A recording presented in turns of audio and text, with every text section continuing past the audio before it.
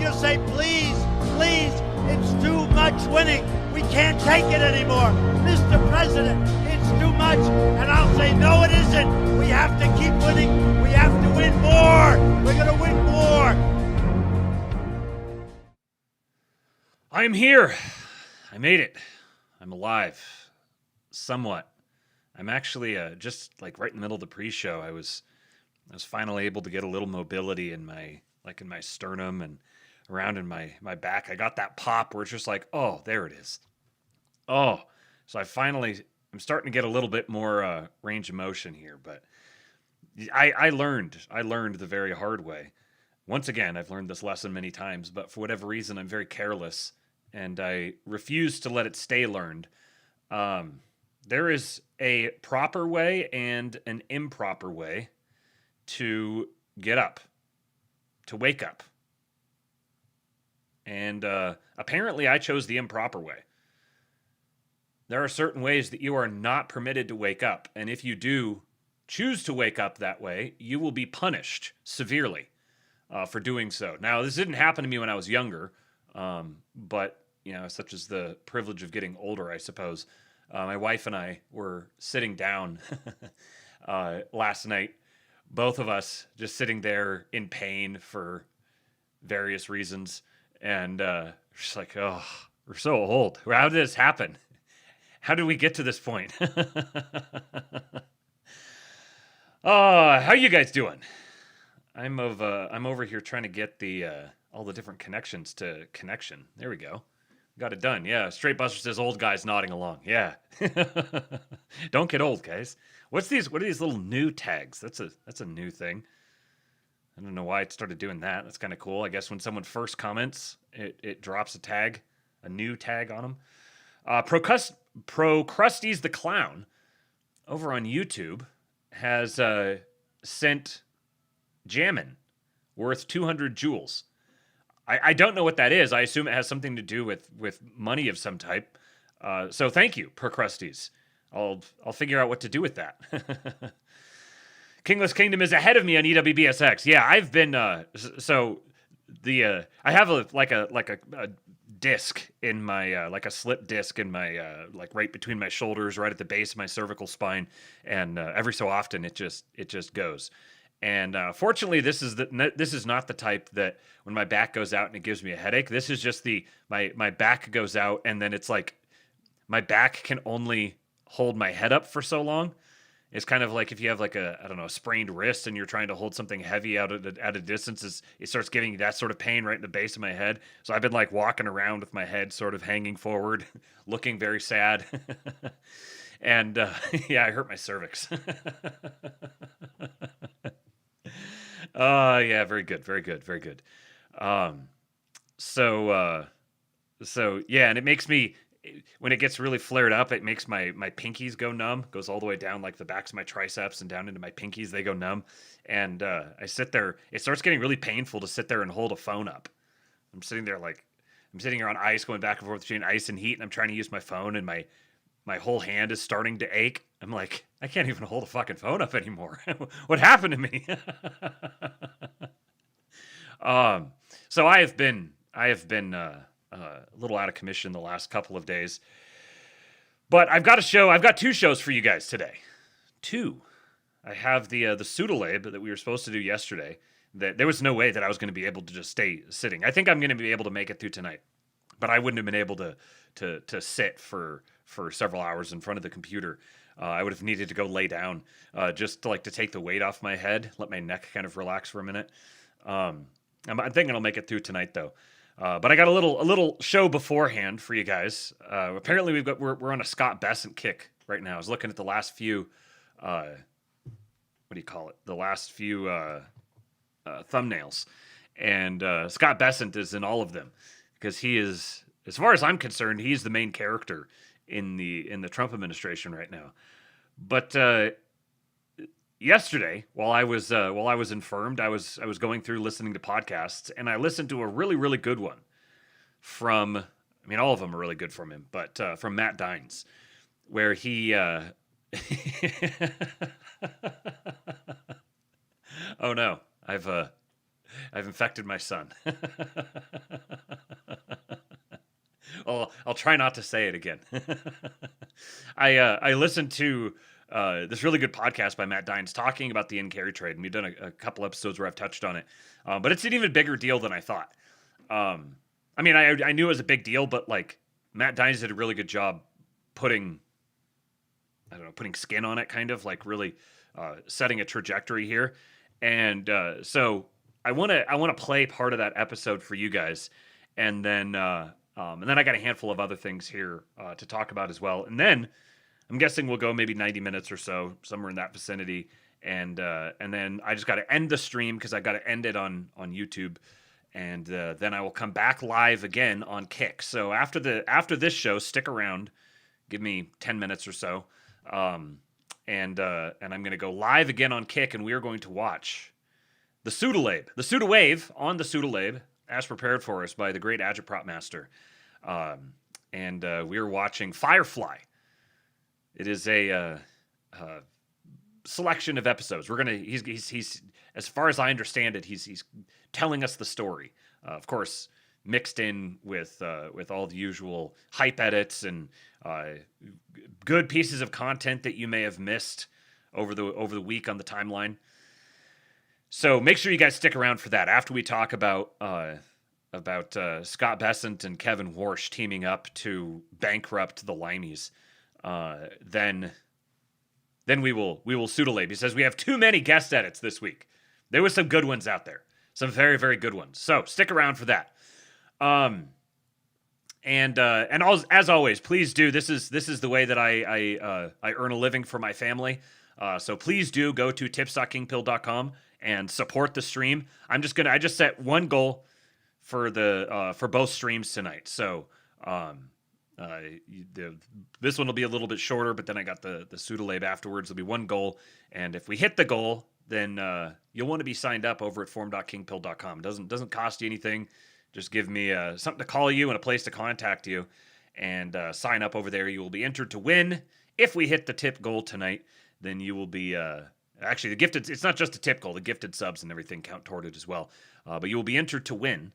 And if we hit the goal, I will do a drawing, and one lucky fellow will get 10% to the big guy in the form of a digital gift card from a retailer of your choice. There we go. I've said all the things that I am obligated to say about that, so that I'm not running an illegal raffle in the state of Texas. All right, so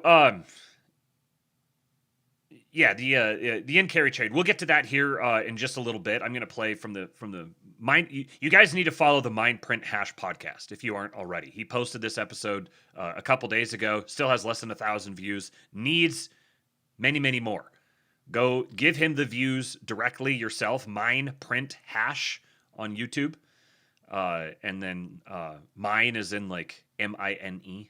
Mine Print Hash.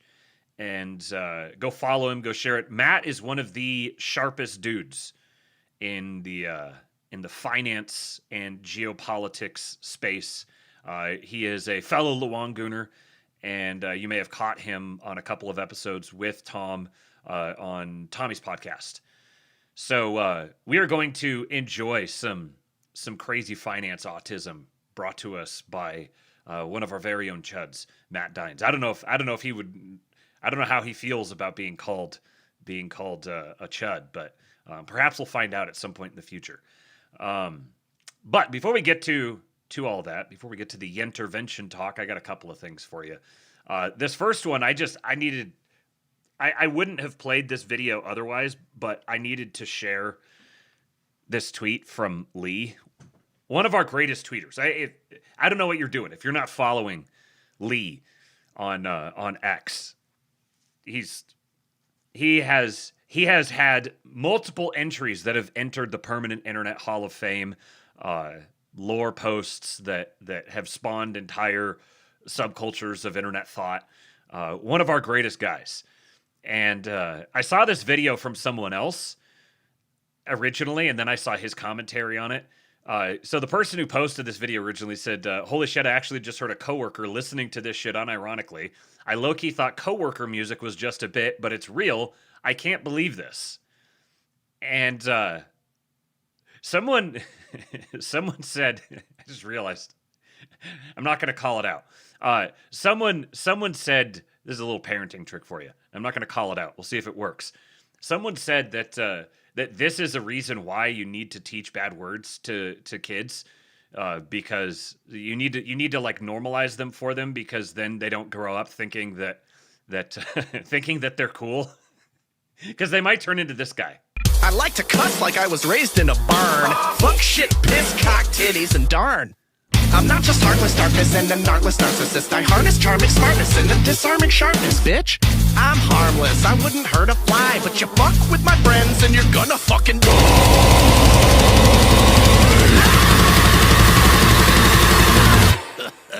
And if you don't know, well, here's the sitch. I'm just your friendly neighborhood metalhead, bitch. I can't headbang. I want to, but I can't. Now fucking move that bitch. I got a demon to feed. Some fucking pissed off shit is fucking all that I need. I'll fucking do it again. This is a particular sort of guy. And you know, first of all, I really want to get the shirt. I don't know where I would ever be able to wear it, but like just as a novelty item, I can't believe that somebody made a shirt like this. But of course, this sort of guy right here, he would make a shirt like that. Yes, Hicklib. Thank you, Kingless Kingdom. I was wondering if people were going to resonate with that. This is like a, you know, he's like wearing chud culture as a costume, but he's redditized it. He's like, this is like stolen valor. This is stolen chud valor. He has redditized chud culture, and because deep down he is a shit lib. So this is I find it compelling, the notion that you should expose your children to swears from an early age, just so it seems normal and it doesn't seem like they're like super cool and edgy. And you know, it makes sense to me. It definitely makes sense to me. But then at the same time, like when you have a kid, you're like, I can't say that around him. I mean, sometimes you do, but you know that as soon as you say it, you're going to be hearing it. So how do you do the exposure therapy? I'm curious about, it's funny that Amy said what she said earlier, and I realized the connection here. That's funny. But I'm curious. I'm soliciting input. Tweet at me, at KingPilled. How do you do exposure therapy on swears for your kids so that they don't, as Lee says, this is just stomp, clap, hey music for 32-year-old dudes who strike out with 15-year-old girls at the all ages show.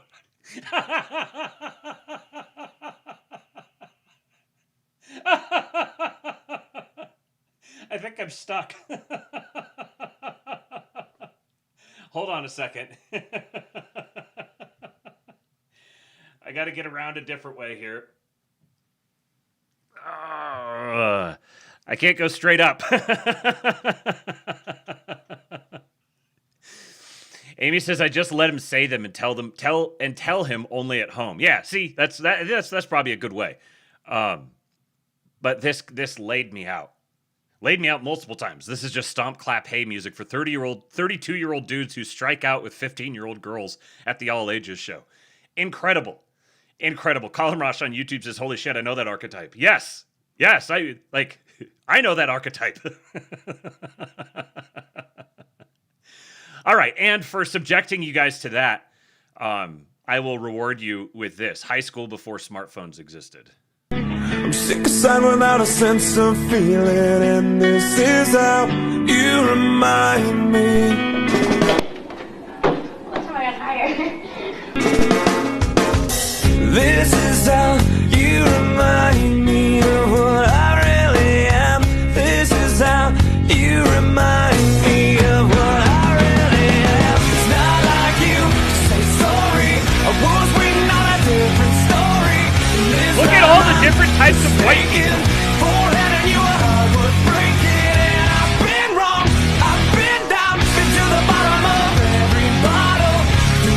Words in my head, scream, oh, we are cutting as a poor man stealing. I don't know what was the editing of it.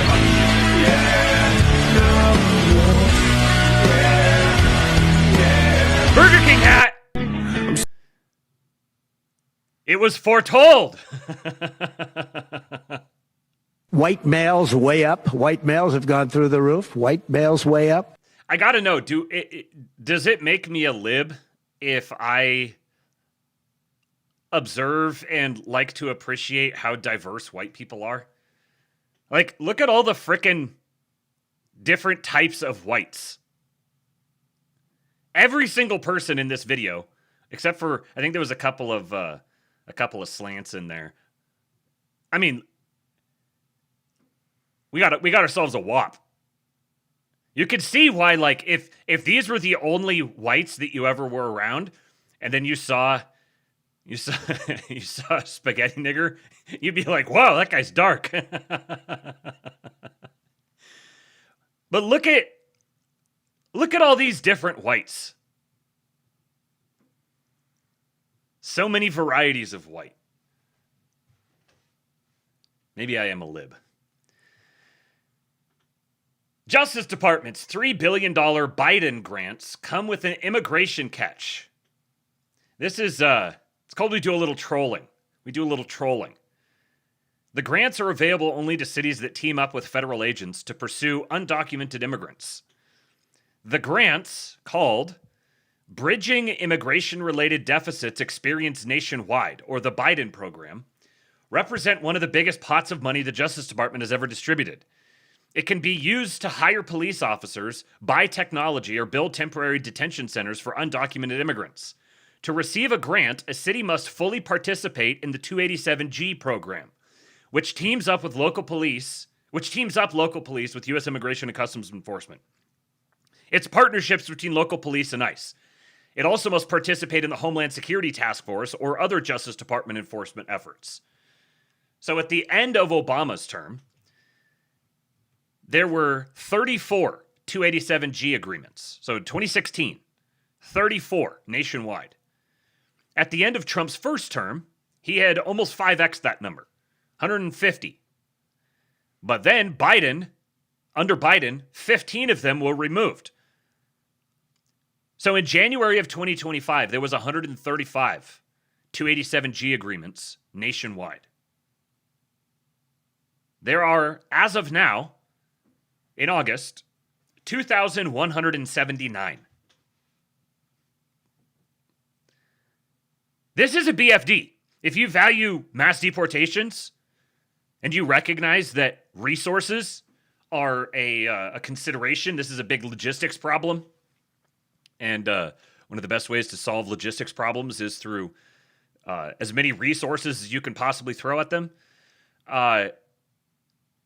This is essentially what this does is it deputizes the local police departments that team up with ICE. It deputizes them to do immigration enforcement themselves. So then ICE just has to go pick up the people who are already arrested and detained. Then they don't have to go out into the streets and do all the enforcement, all the big enforcements and everything.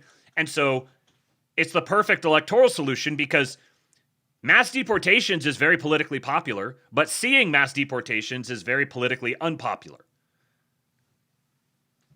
So with 287G agreements, it's just local police departments that are doing, and sheriff's departments that are doing immigration enforcement. And to anybody going by, it just looks like there's a police action that's happening. And it means that federal resources can be applied further up the chain or further down the stream that each person is taken through logistically when they are deported. So this is kind of like hiring a bunch more ICE agents, except it's a lot easier. And so now they're offering federal funding, meaning they are rewarding states that cooperate and by effect then punishing states that don't. A huge way that the there's like the actual party funding, then there's all the NGOs. a major way that the NGOs are funded is through federal funding, either through grants or it's effectively federally funded because it goes through, like, I don't know, the Department of Transportation, and money is fungible at the end of the day. So, or it goes through HHS, and they get a bunch of healthcare funding, and it's used for healthcare, and healthcare means rigging elections. You know, maintaining highways is rigging elections. So they're offering $3 billion in grants for cities and states on the condition that they fully participate. 287G has already grown over 1,500% under Trump, so this will reward and encourage further local immigration enforcement cooperation, like patronage for mass deportations. Patronage for mass deportations. The administration that's doing nothing. Now let's get a quick update on the state of the lib. So if you guys have been around the Twitter streets for a while, you're familiar with Swan Marcus. Now, Swan Marcus was a... what's the sort of guy that he... Who would he... He's sort of like a Matt Iglesias or... what's the guy's name? The guy with the... He's with the New York Times now. Really dweeby guy, Jewish. Surprise, surprise. Like dark curly hair, glasses. I can't think of what the guy's name is, but he used to have a podcast with, was it The Ringer? Not The Ringer. That's football. Anyways, he's like the sort of like a rationalist lib kind of. Nebbish, yeah. Tracy-ish, sort of like Tracy, except he was like all in the tank for Biden. And then was also in the tank for Kamala and was totally freaking out in the lead up to the election. Totally freaking out on election night. And then he just disappeared. Literally just gone. Everyone was like, did he go to the bridge? The notorious bridge? You know, what happened to him? And then after like a year, he just returned. And he's great for telling me my wins. Yeah. So he posted this. He says, so I discovered something interesting today. I keep hearing Francesca Hong, this is this chick running for governor in Wisconsin, who is just viscerally hates white people, and her entire life revolves around hating white people. And she hates all the holidays. She hates Thanksgiving. She hates Halloween. She hates Easter. She hates Christmas. And she's gone out of her way to talk about how much she hates these things.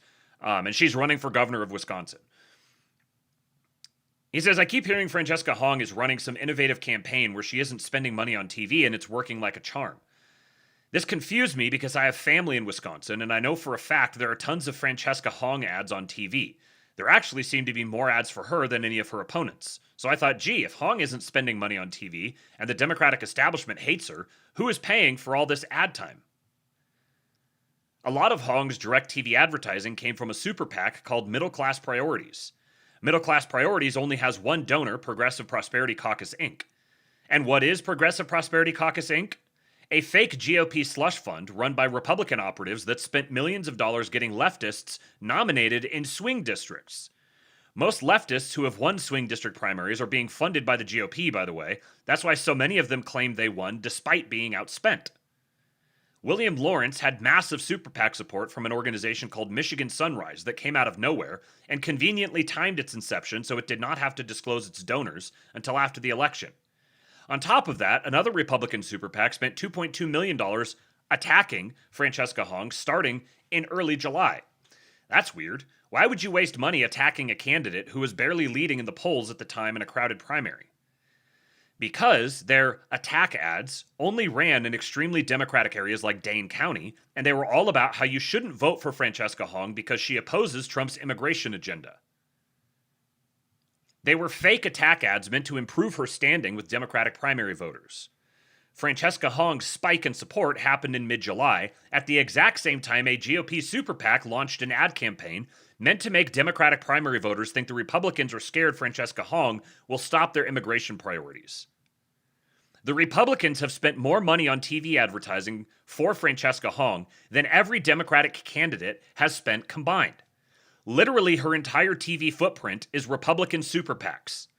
She currently has $0 of her own television ad buys lined up, has spent $0 on TV ads the entire campaign, has no support from outside money that isn't a Republican psyop, has 1/10 of Tom Tiffany's cash on hand, and can't receive support from the DNC because the party is broke.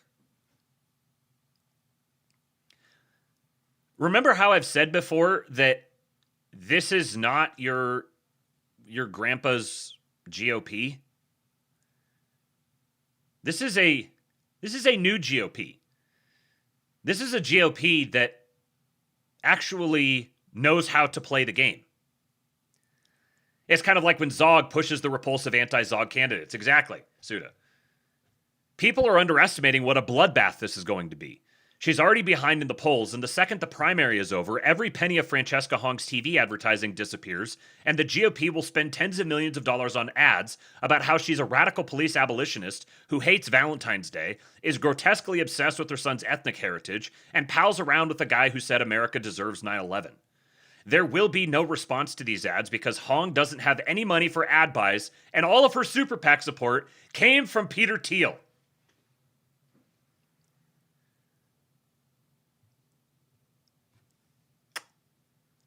Exquisite. Exquisite! Do you realize the absolute state of the Democrat Party? But there's more. So this is context for the tweet that I'm going to read you in just a second. This person, Pisco Liddy, says, an immovable and inconvenient fact for the delusional haters. On our Lib and Learn panel, every single host, me, Hutch, IRI, Soy Pill, and Josiah, cue the Norm MacDonald. I believe everyone involved in this, anyways. Every single host on this panel, the Lib and Learn panel, were completely and totally united in expressing that we would support Francesca Hong over MAGA scum Tom Tiffany. So, Republicans have memed this abhorrent chick into Lib podcasts talking themselves into her. This person says the conversations we should be having would be, how can we support a liberal candidate over a DSA one? Not hypotheticals about how we'd love to vote for the DSA candidate. Obviously, progressive DSA versus MAGA is a no-brainer, but this is a primary. Primary her. So this person is saying that if this person wants a liberal candidate, not a DSA one, however, was the election ultimately to be DSA versus MAGA, this person would take the DSA candidate. And Swan Marcus says, DSA versus MAGA is not a no-brainer. We've had MAGA for years and America endures. I live in a MAGA state and people move here from West Coast progressive states because there are better economic opportunities. I'm sorry, but the far left is worse than MAGA. You only fail to recognize this because their psychotic policies haven't yet been implemented, so you're comparing existent right-wing policy with your inaccurate assumptions of what would happen if we let an ideology that supports the total abolition of law enforcement in favor of murderous mob rule take control of the most powerful country in the history of the world. He says, and I quote, if I had to choose between J.D. Vance and Francesca Hong in 2028, I would vote for J.D. Vance. Fucking sue me.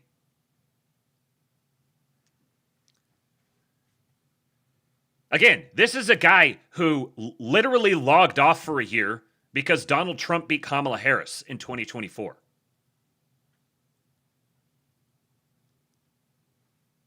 They have no idea what's coming for them.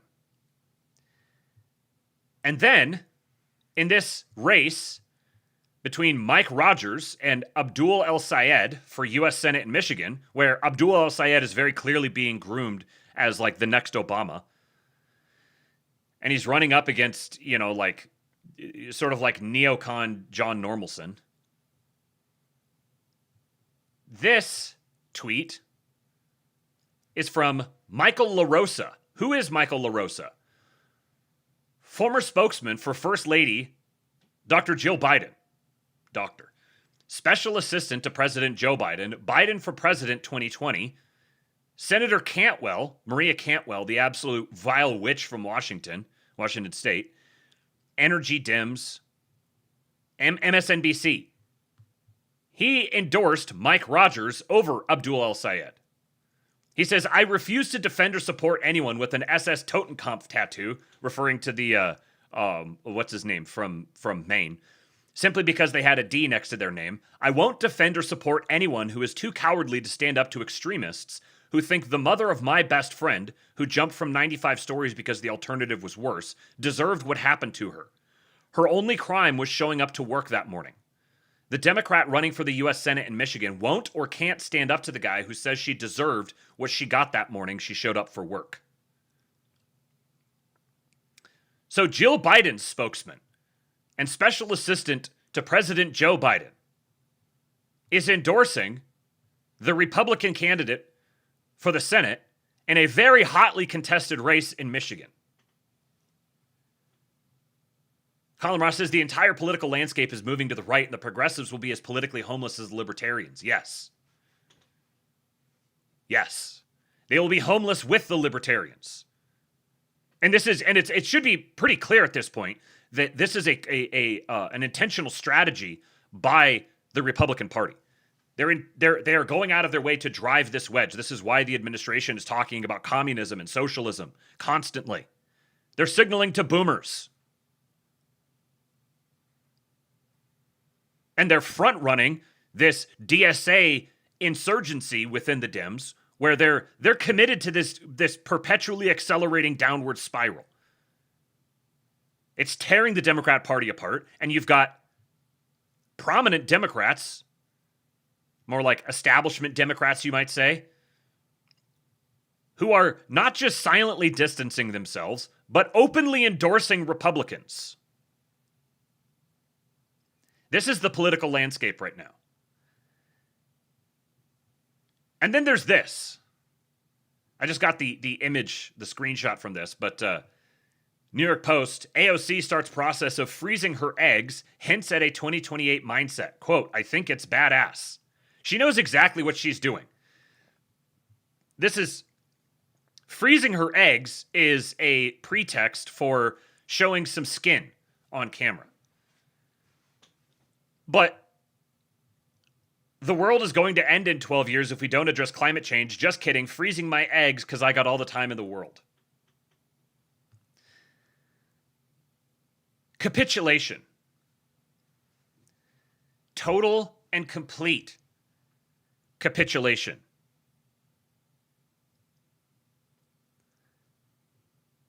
All right, now let's talk about this intervention thing.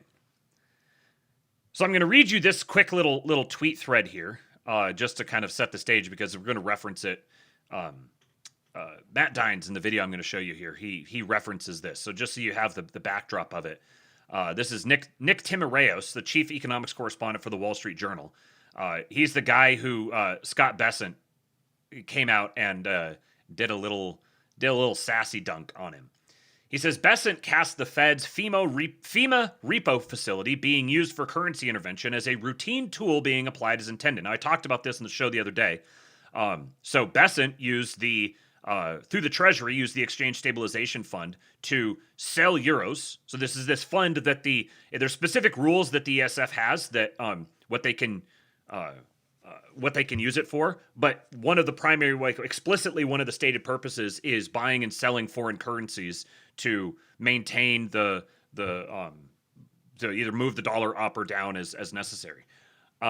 So they had euros in the Exchange Stabilization Fund, and he sold those euros and bought Japanese yen. Talked about this the other day. But then, that was within the Treasury. Then he said to the Fed, you have this particular facility called the FEMA repo facility, and there's like a standing limit as to how much can be of that facility can be accessed by a particular country at a particular time. And I covered this in the last show that Bessent publicly said the Fed should plan on adding to this and increase that facility capacity for Japan in particular.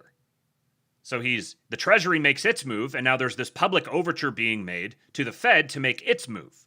And I said at the time that this is the sort of this isn't like this is the first time Warsh heard about it, and Bessent like has to like send him a public letter or make a public statement to communicate a message to him. No, this is they're choreographing their steps here.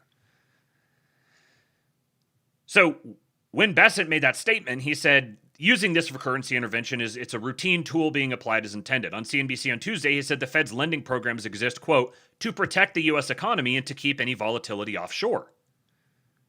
So, interesting framing here. If you've been a close follower of Mr. Luongo for a while, talking about the changing nature of the Fed and the Fed being moved back into or more into a role where it serves as essentially the valve between an onshore and an offshore dollar. This is how he's characterizing this. The Fed's lending programs exist to protect the U.S. economy. They're this is the gate into the U.S. economy, and when there's volatility picking up offshore, the Fed's responsibility is to mediate that volatility.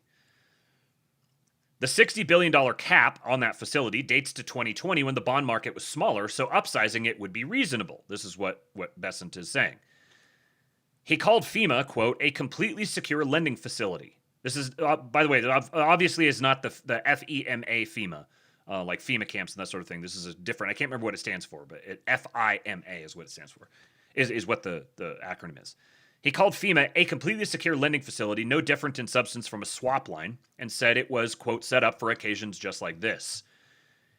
Timireo says both FX swaps, foreign exchange swaps, and FEMA repo were built for the same problem. Foreign institutions unable to fund themselves in dollars, and central banks forced to sell treasuries to help them. So, foreign central banks have treasuries on their balance sheet.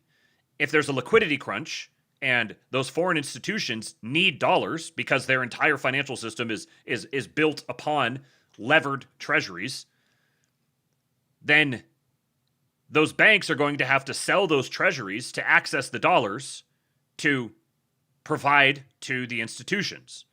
Well, if they sell the treasuries, then this is going to make the cost of capital increase for the U.S. government. The U.S. government ostensibly has an incentive to say, no, don't sell those treasuries. Keep the treasuries on your balance sheet. We'll set up a swap line where we'll have an agreement that we're going to buy some of your currency with our currency in return for you paying it back to us plus some at an interval down the line. Timireo says, Japan faces no such shortage. It wants dollars to sell in the market to lift the yen, i.e. exchange rate policy, rather than liquidity provision.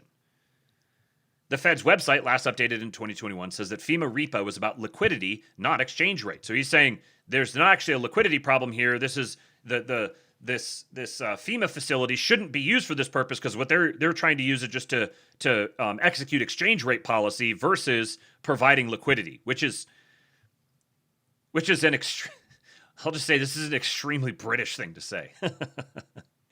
Technically, to change the program parameters, such as the per counterparty borrowing limit. So this is what that $60 billion is, the borrowing limit with that facility per counterparty. So per foreign central bank, foreign government, whatever. So to change those parameters, to raise that $60 billion limit, as Bessent is requesting, Warsh would need to seek approval of the Foreign Exchange Subcommittee of the FOMC. So you have the full FOMC, and then they've statutorily created, a Foreign Exchange Subcommittee responsible for making these sorts of decisions. So if that subcommittee approves raising the per counterparty borrowing limit, as Bessent is requesting, then that limit gets raised. So who's on that subcommittee? Kevin Warsh, John Williams, and Phil Jefferson. Now, we'll come back to those names in a bit because Matt Dines goes through this. In practice, that subcommittee has always made decisions with the support of the broader FOMC. So now, with that background, let us watch some of this episode here. I be a bro and go give him the click, give him the view. Watch the whole episode yourself. We're starting at about the 3-minute mark, the beginning, and I think we're going to go to, I don't remember how far we're going to go, but we're going to watch for a little bit. There's one chart in here that it was, when he put it up, I was just, so he's kind of laying the groundwork for the conversation here. There's a Wall Street Journal article, The Worries That Drove Uncle Sam to Buy Yen. Thank you, Emperor Atreides, for the gifted sub. Please do tip your streamer, folks. Tips.kingpill.com. So the worries that drove Uncle Sam to buy yen and carrying out the first joint effort in a generation to boost the yen, the US and Japan are seeking to contain tremors that could be triggered by a cratering Japanese currency. The yen's slide to a 40-year low indirectly threatened to bump up US interest rates and risk throwing a wrench in plans to pull billions of dollars of Japanese investment into the US. So there's planned all these trade deals and stuff that Trump has signed. There's billions of dollars of Japanese investment that is intended to go into the US. However, the yen depreciating, getting weaker and weaker, down to the point of a 40-year low, puts them in a position where they need to support their own currency, and to do that, they're going to have to sell treasuries. They're the largest holder of treasuries. So this sort of defeats the purpose of that billions of dollars in Japanese investment if they just have to just fork over treasuries to support their own currency. By propping up first Argentina's currency, now the yen, President Trump is showing he's prepared to help allies who are battling financial markets, a contrast to the hands-off approach long favored by U.S. policymakers, except in moments of exceptional peril. Isn't that funny? The normal way that U.S. policymakers work is, if there's a moment of exceptional peril, then they'll step in. Otherwise, we're just going to be hands-off. That's what U.S. policymakers are known for, being very hands-off. And they characterize this. The yen has slid to a 40-year low. 40 years that have been defined by the entire global economy funneling through the yen carry trade, where everyone is levering up on yen. So the yen sliding to a 40-year low absolutely could qualify as a moment of exceptional peril. But anyways, so let us listen to Matt Dines. Really, the discussion in the public forum has moved to, let's just call it mudslinging this week, as we'll get into discussing. But most of the coverage and discussion around this event that you'll get, dealing with this topic at a surface level, I think right now it either looks like an episode of Real Housewives, like Scott Bessent, Nick Timiraos, or it's like a doomerism horror suspense thriller, like Stanley Kubrick, Alfred Everything's Hitchcock, bad, whatever, yeah, about the inevitability of a yen collapse or a Japanese sovereign government debt collapse. I don't think either of those kind of treatments do proper justice to what this intervention is in that big picture context. I think it represents not just an important marker, but a key bridge that has to be crossed on this road towards a new monetary structure, right? For everyone involved, the Americans and the Japanese. So we'll get into that. So just putting a extra emphasis on the point he's making here, that this is not just number one, this isn't just a reactionary thing being done by Scott Bessent and Donald Trump. This is a planned event, and it's a significant planned event that we've crossed a threshold. There's no going back. And this will become clear here in just a minute. All right. So a lot of the social media treatment is framing this intervention as some sort of omen of the yen's looming inevitable collapse. And that's understandable, I think, just given that Japan has now spent decades dealing with the monetary aftermath of the Nikkei bubble collapse in 1990. So everybody knows about repeated quantitative easing. I think they've done something like 20 rounds, negative interest rates, and just a long domestic economic depression. Negative interest rates is crazy. I remember the first time when Japan went negative. I remember where I was the first time that I heard about that, exactly where I was standing. And it blew my mind that such a thing could even exist. A negative interest rate means, so you might lend someone money, and then the interest rate is the cost that they pay you for the time value of that money. Because you could have lent that money elsewhere, but I'm going to lend it to you because my money is going to make more money with you than it does somewhere else. A negative interest rate means that I'm going to lend you money, and you're going to pay me for the privilege of me lending you money. Or sorry, I'm going to pay you for the privilege of me lending you money. I got it exactly backwards. I'm going to pay you to take my money. Yes, Slutty Milk. I will pay you to take my money. The only time that this makes sense, like what would make it economically logical to pay to lend money to someone?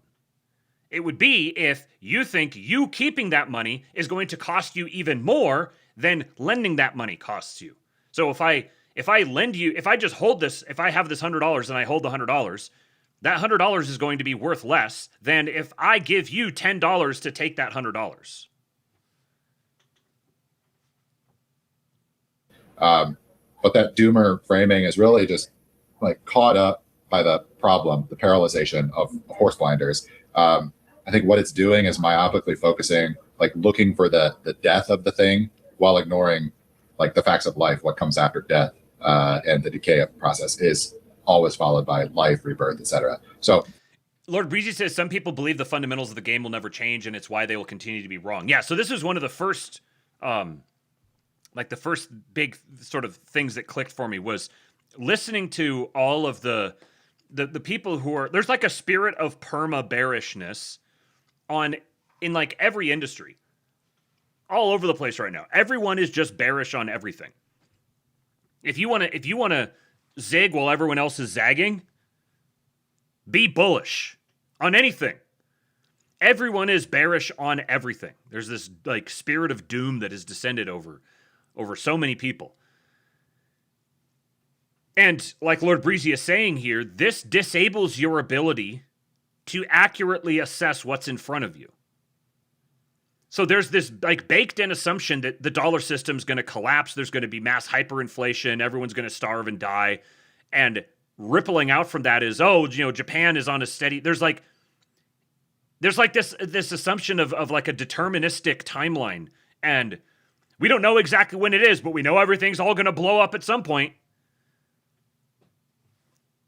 But what if it's not? Like I've talked about, the predominant prevailing sentiment is the United States is a dying empire. What if it's not? What if it's an emerging empire? Just play with that idea for a little while. Think about what it would mean if the United States is an emergent empire. And its power levels are increasing, not decreasing. Put those lenses on, view the world events around you from that perspective, and I think it'll be impossible for you to sign on with a huge number of the mainstream narratives. So, likewise with Japan. There's this assumption that Japan is cratering and they're going to all die off and I don't know, eventually there's just going to be like crickets and songbirds in Japan or something. But no, he's saying the crisis in the 90s, that was the terminal event. And a whole new system emerged then. And so now we're evaluating the state of this new system. And there's people who are like, the post-war order emerged 80 years ago, and it seems to be at the end of its life cycle. So like every institution thereby has like an 80-year or lesser life cycle. That's not the case at all. In monetary history framing, the crash event or the death event creates the underlying soil for that later restructuring and rebirth to take place. And I think right now the doomerism is miscataloging the facts or misreading reality, misinterpreting reality. Japan already had its 1929 style crash when the Nikkei bubble collapsed in 1990. Like in my view of the historical tape or record of fact, that was the true destruction event.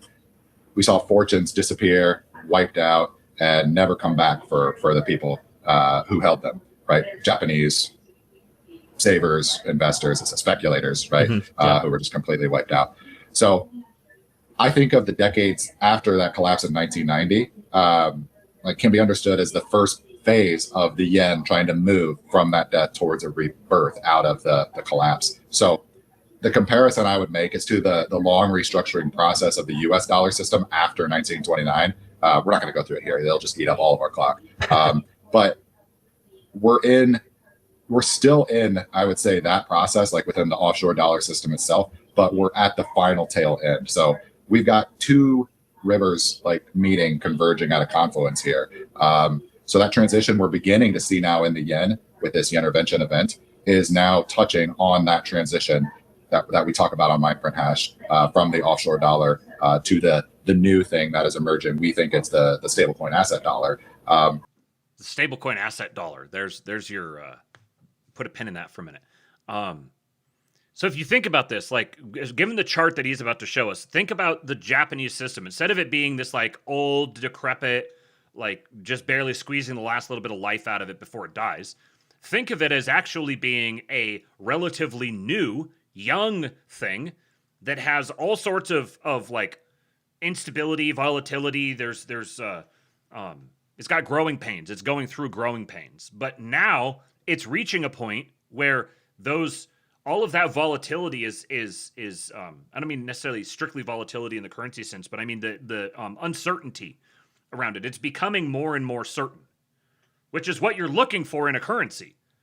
Certainty is like a baseline necessity for a stable currency. People need to be certain about the currency, about its utility, about its transactability, about its future. You don't want to be uncertain about the currency because, what is it? Confused people never buy. If your goal is a nation is like a nation with its currency. The currency is like one of its assets and its products. So it needs buy-in from its currency, both from its people, obviously, but then in a globalized, networked world, it needs buy-in from people outside as well.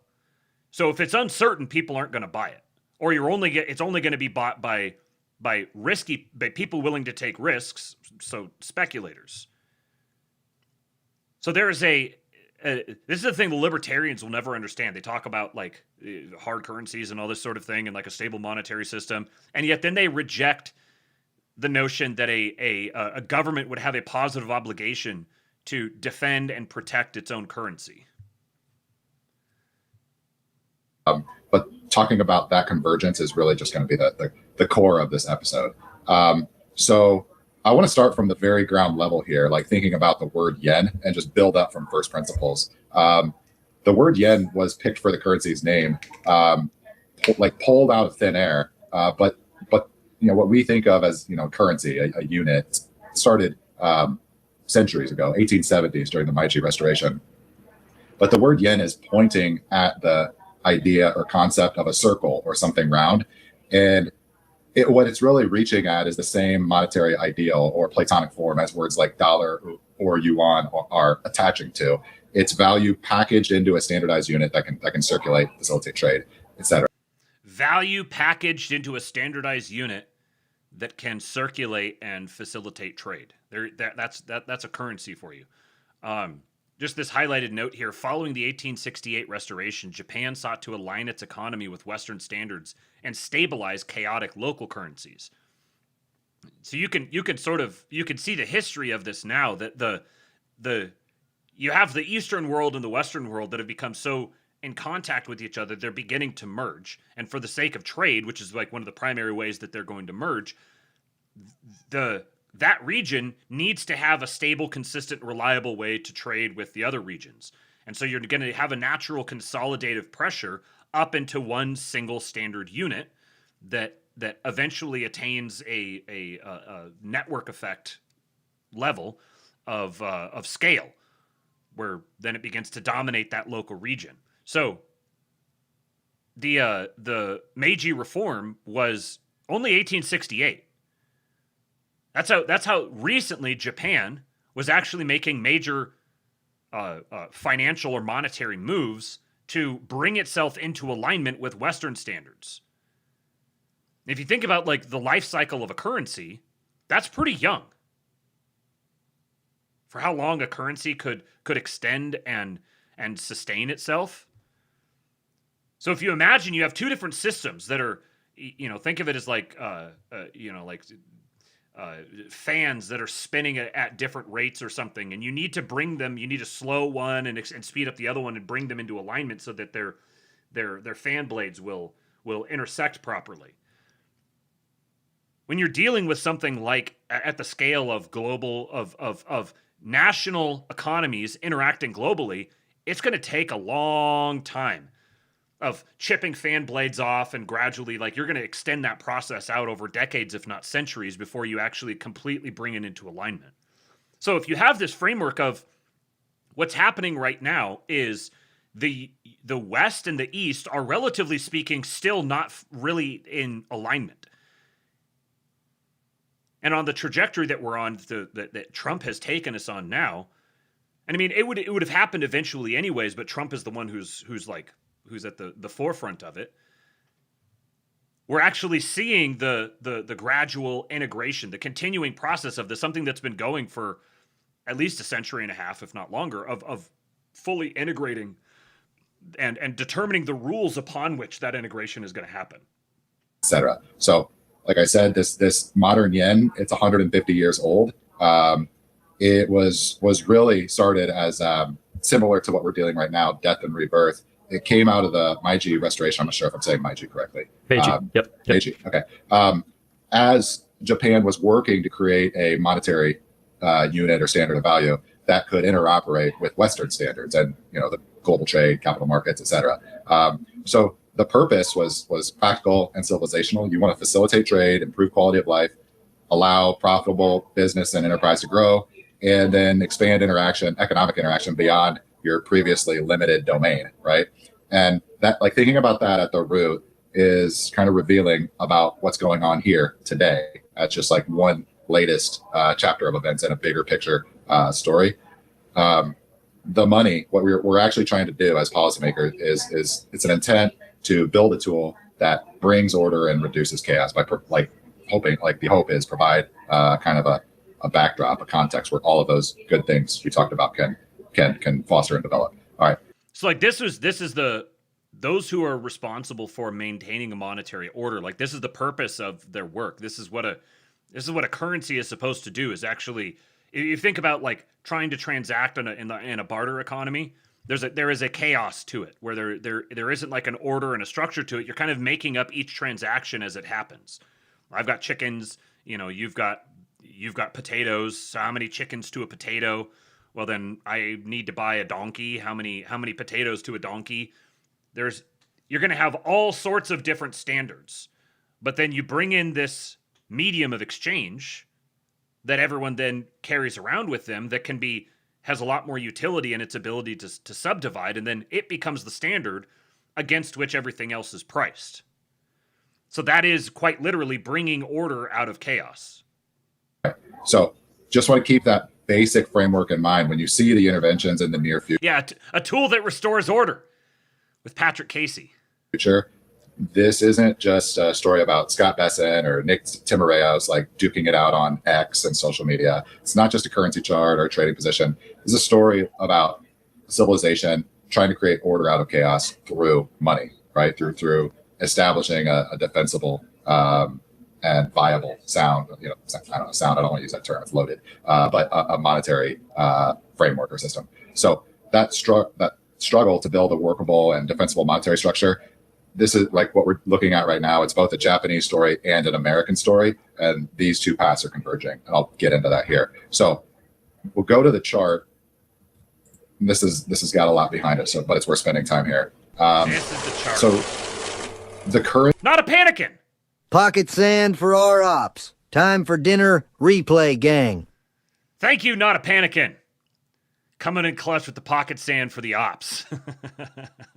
Pocket sand for our ops. That's going right up there on my list of favorite sentences ever said. We're running out of sentences. Never listen to a panicking. Never listen to a panicking. That means you must listen to Not a panicking.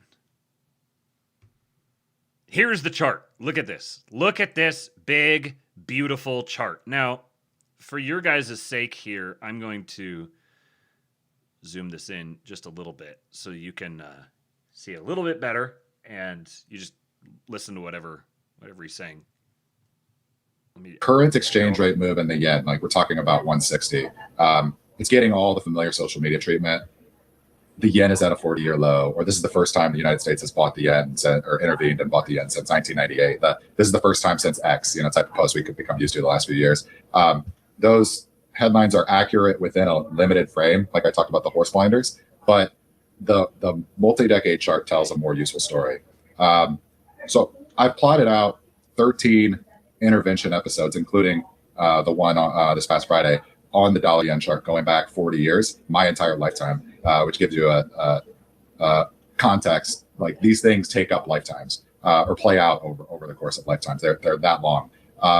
But these interventions take place on both sides of, just call it the bumper lane. Sometimes because the yen was judged to be. Just so you guys, I don't know if you probably, you can't see it at all. The far left over here, it starts at 1986. So the chart here begins at 1986 and then runs up to present. To be too weak in FX markets, and sometimes it was too strong. And that gets at the fact that this target or this task, to find the right level of a money or a currency, what's its relative value in trade with another group of people, it's a constantly moving target.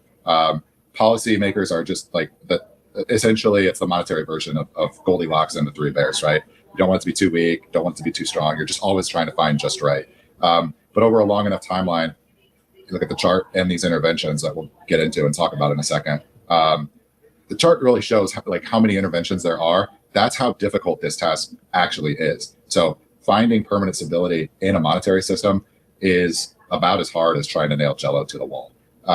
So it's interesting to think of these things in these terms that when you're dealing with, I think this is part of the reason why this gets really wonky and just the average person isn't going to really tune in on something like this. The Labians are special.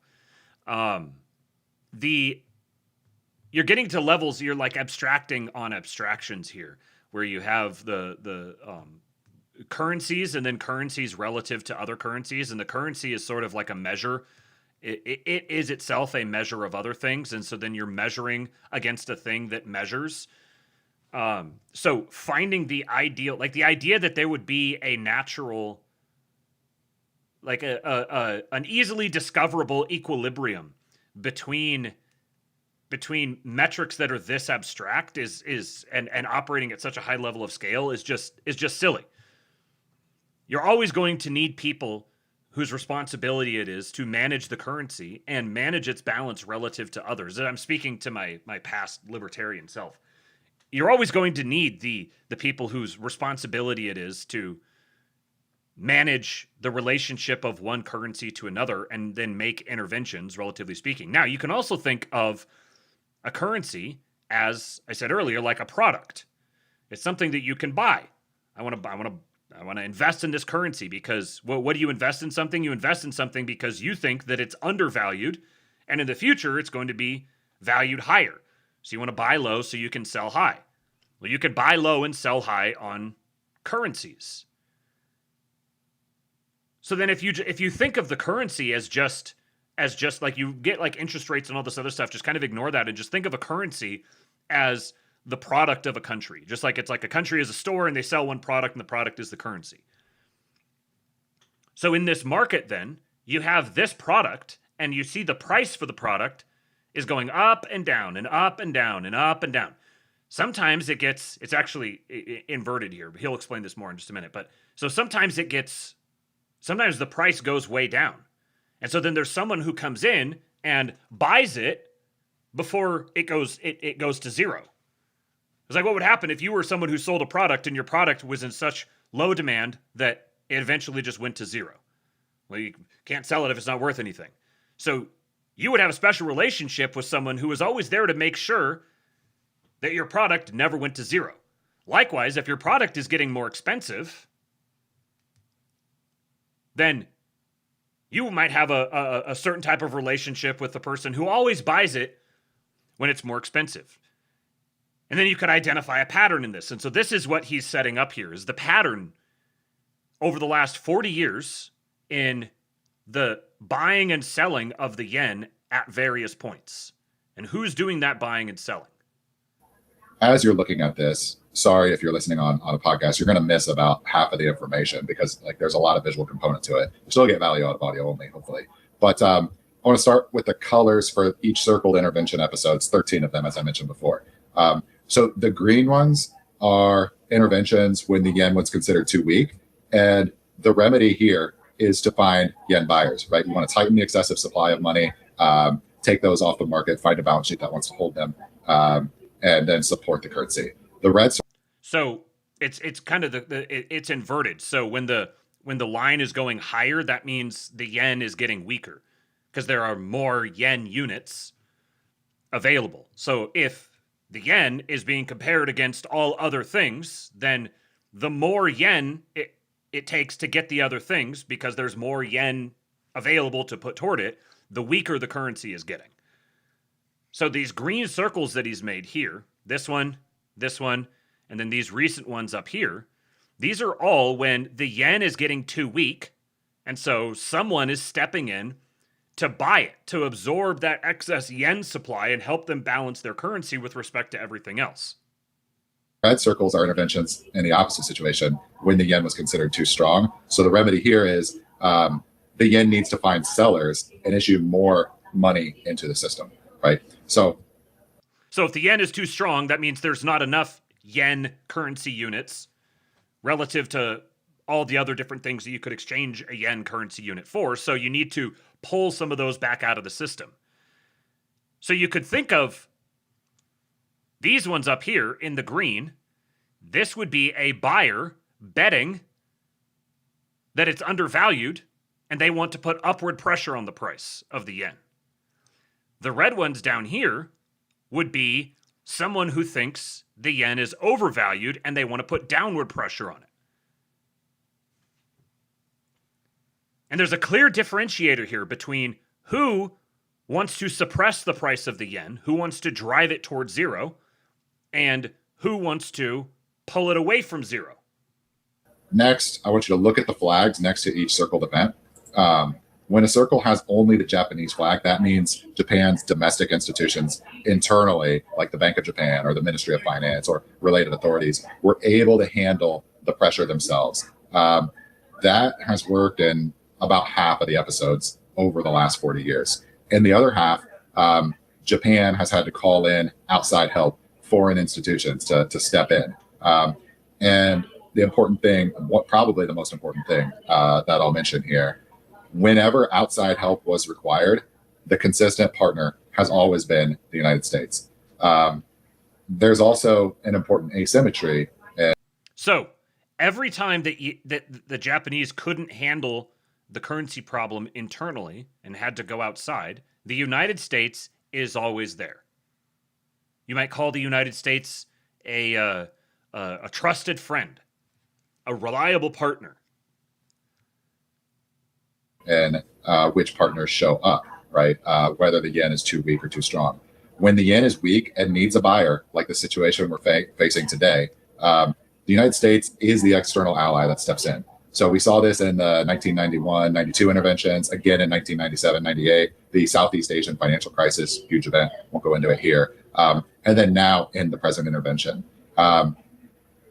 It's a solo act. It's U.S. only. We'll get at that more later. So you see that today with Secretary Bessent making the case publicly on the media rounds that the yen is significantly undervalued. So in that sense, the United States here, when it's tapped in to help from the local Japanese financial system and monetary authorities, Scott Bessent is again making the case publicly that the yen is significantly undervalued. So in that sense, the United States once again is operating under a belief that it is buying low, right? And that yen is too weak scenario. All right. So if you track the chart here from left to right, you see back here in the, I believe this is in the late 80s, early 90s. You could see this as the bars are going down. This is the yen is getting stronger and stronger and stronger. And then the United States and the EU countries sell Japanese yen back into the market to push it back down again. And so then the yen gets weaker and weaker and weaker and weaker. until the US steps in and buys the yen and drives it back in the other direction. And then the US and the EU sell the yen because it got too strong. They're making it weaker. And then they come back in, and the United States and the EU, they're continuing to sell it. Then Japan is able to manage it themselves. And then Japan is still able to manage it themselves at first, but then the United States and the EU come in, and they say, nope, currency is too strong. We're going to sell a bunch of yen to drive the value of the yen back down again. Now, you see what's happening here is the yen has been driven all the way down to near zero. And now, you see, these are just the Japanese internals managing it here. But now the US is stepping in and pulling the yen back up off of the lower bound. All right. So we'll talk about the level. You can see it on the chart here. We won't talk too much. But it's basically when the yen is weak, the US steps in at the 120 to 140 range in the 90s. Today, it's 160. But it's basically, okay, so on the yen, it's actually the opposite of dollar-based pricing first. It's priced in Japanese yen. So basically what's saying higher number means the... Thank you, Nevsky. Appreciate you for the gifted sub. And then Lurch says, if nobody else is going to tip their streamer, I will. Hundo inbound. Lurch, you patriot, sir.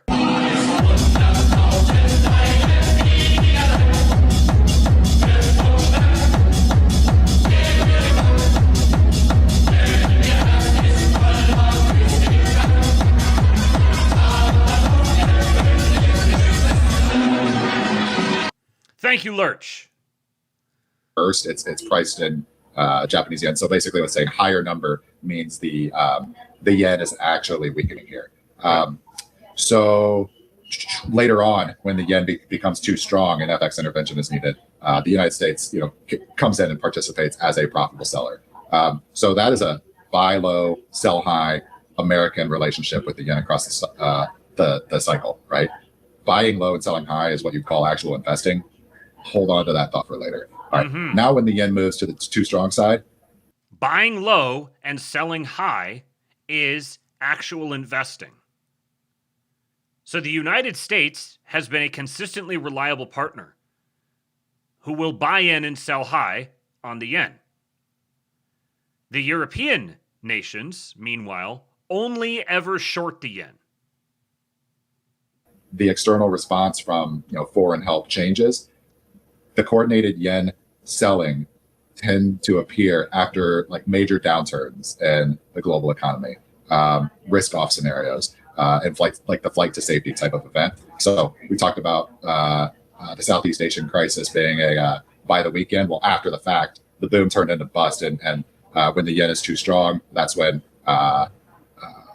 foreign institutions come in to sell the yen. Right? Or we say the post 9/11 period, the bust that followed, say the dot-com boom, once again, sell yen, or after the horrendous Tohoku earthquake in 2011, right? The Fukushima nuclear disaster. Now that's very interesting. This point here, where you see the yen got as strong as it's gotten in the last 40 years. This whole thing right here, where it's kind of in the middle of the band, right up here in the very middle of the graph. And then suddenly it starts to strengthen big time. This is 2007, 2008. So this is great financial crisis. Suddenly, the yen begins to strengthen substantially until suddenly the Fukushima event happens. Fascinating. Natural disaster that was riding on top of that. That drawdown, you saw a lot of need for foreign institutions to come in and intervene on the yen on the short side, right? Too strong a yen. So what we see here, look at the flags. All right, when the yen is too weak, America shows up to help. When the yen is too strong, not just America, but suddenly everybody raises their hand to help, right? EU is in every time. And then in the 2011 Tohoku disaster, you saw the entire G7 come in. So not just EU.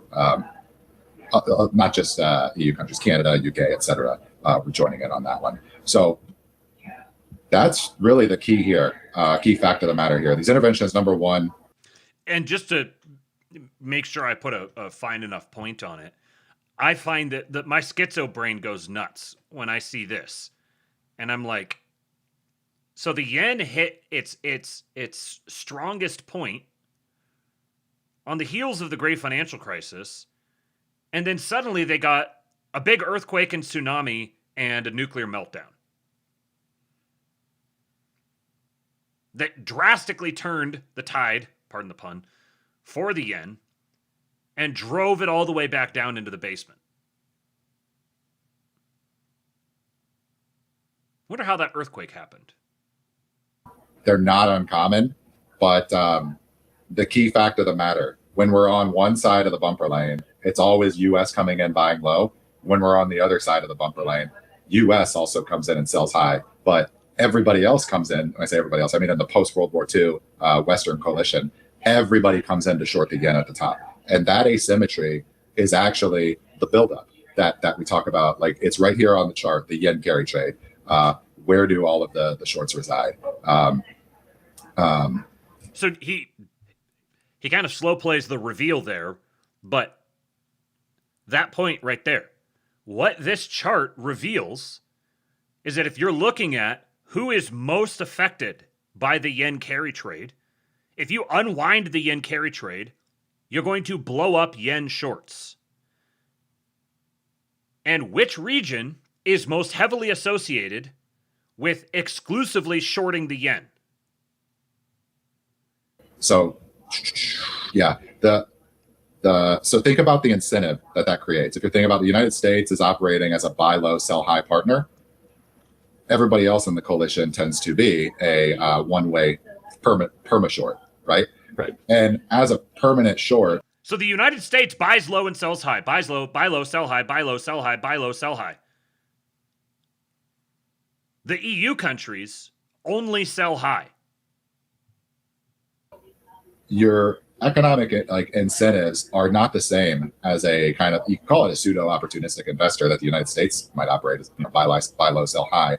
But think about famous investors on the short side, right? Like Jim Chanos. If you're a one-way short, your incentive eventually becomes to short. Like, you want to see Enron go to zero. That's how your position pays off. You're structurally bearish on the asset, on the business franchise. But now just imagine that the short seller was funding his position with borrowed capital, right?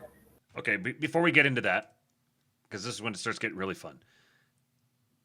That point that he made, that if you are a structural bear investor on a particular asset, in other words, you are only ever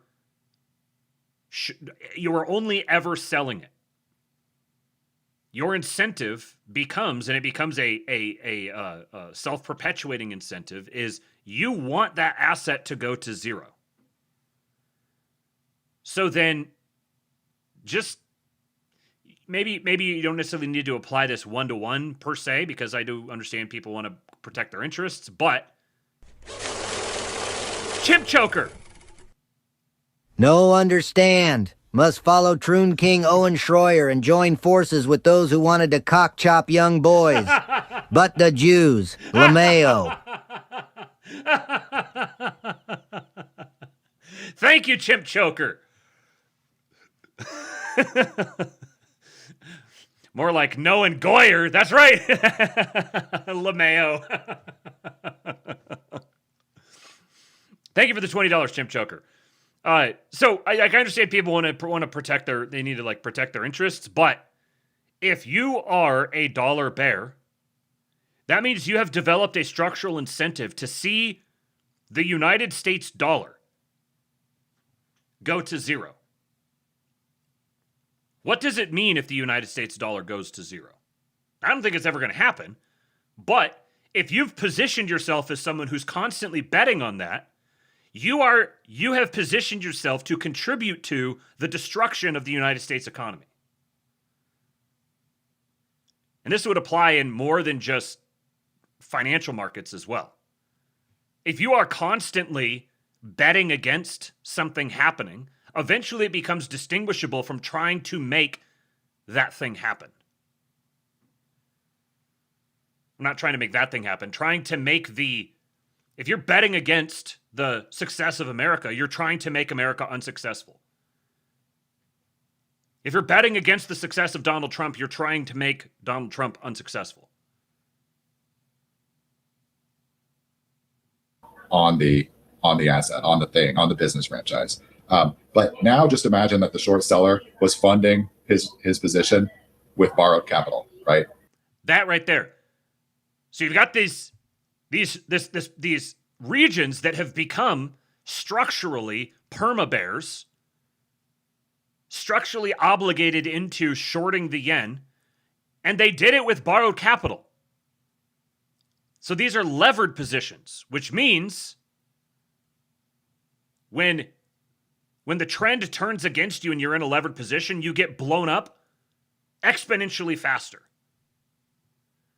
That's the yen carry trade in a nutshell. So if you think about it in that framing, this is why the rhetoric and tone around the yen carry trade discussion matters. Look at the chart of these central bank interventions. Those who are willing to sell the yen whenever it's deemed too strong.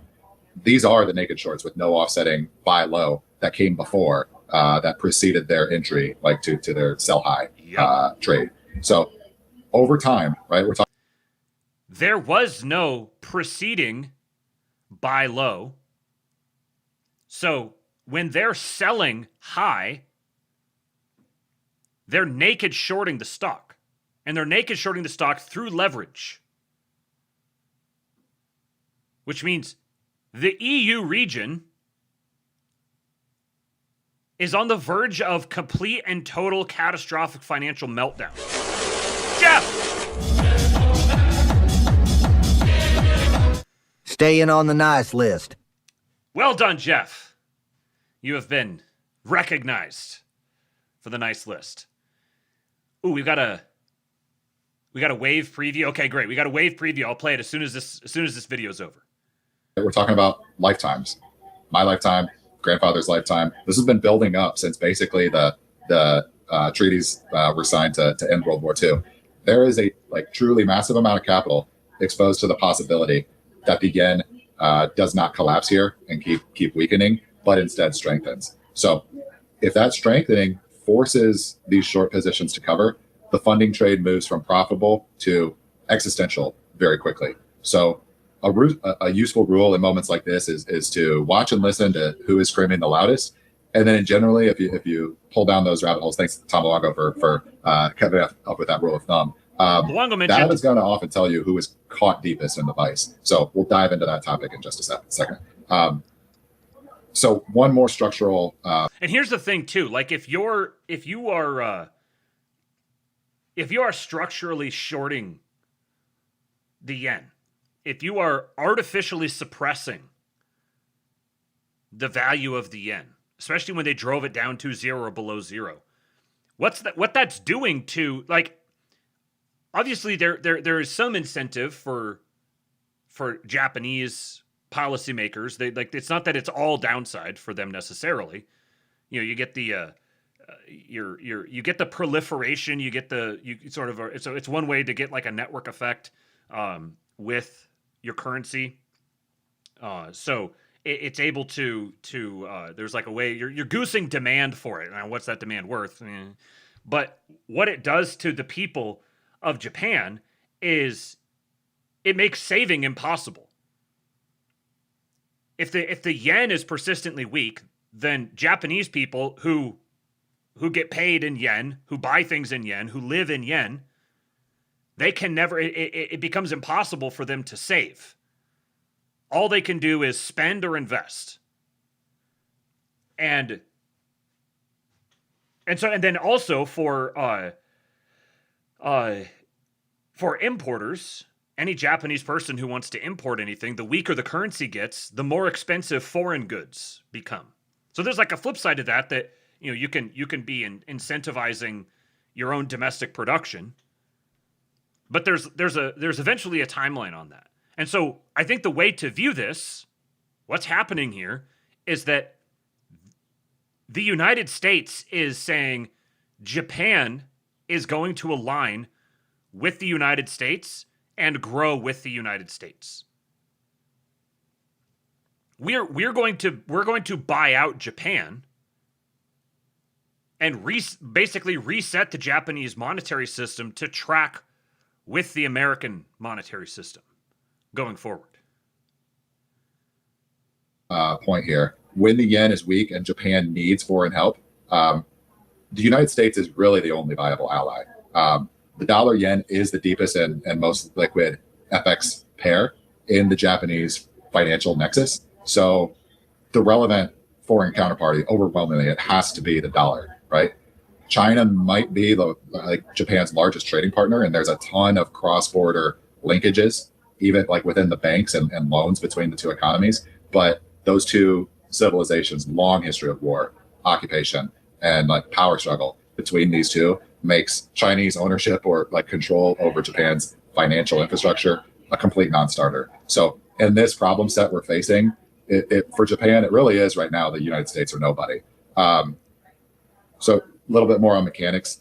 Normally, Japan would support the yen by selling reserve assets to raise dollars and then sell those dollars to buy yen. But Japan's reserves include a massive stockpile of U.S. treasuries. And as we're at the tail end of this old offshore dollar era. Dr. Doom Guy, thank you for the $20, sir. That I talked about 10 minutes ago. Large scale. A shekel for a good guy. Trump's a Jew! Treasury selling that Japan would need to do if it just operated solely on its own here would push pressure back into U.S. markets through higher interest rates. Doesn't mean the U.S. can't tolerate higher interest rates in the future.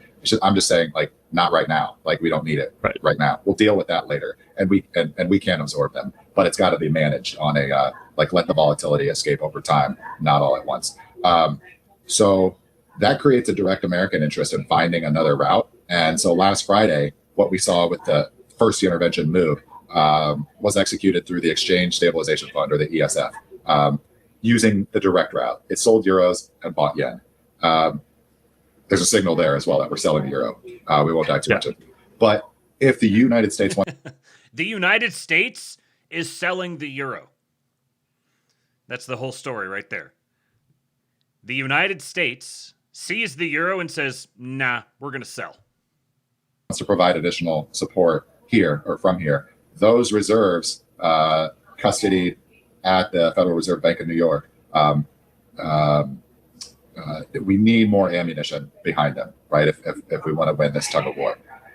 So the next stage is going to require other facilities and operate through what we call the indirect channel, right? It's not just going to be pure buying and selling on FX markets. So think about that stage photo op of Bessent's handwritten note to buy 5 to 10 trillion of Japanese yen. It's choreography, right? Yeah. That first 5 to 10 trillion yen from the ESF gets the naked shorts and the yen carry trade rattled, but really it's just a start. So there's going to be more ammunition brought to the table. So that brings. So he's saying that you've got all those shorts who, when they see the United States intervening strongly in the direction of reversing the yen carry trade, that gets them sitting up straight. Like all of a sudden, there's a lot of bean counting being done. And they're starting to look at like their strike prices or whatever, like trying to okay, how do I get myself out of this? How bad could this get? Now, Bessent with the ESF can only do so much. So he reaches out to the Fed and he says, hey, first of all, he signals. He says, this is a signal that we are betting on the future of Japan. This is not going to be the first time. This is a new policy direction. And we want to make that clear to the world. Also, hey, Mr. Fed Chairman, let's set up the infrastructure to keep doing this on an ongoing basis, which tells all of those guys, you better get out of your levered positions as fast as you can.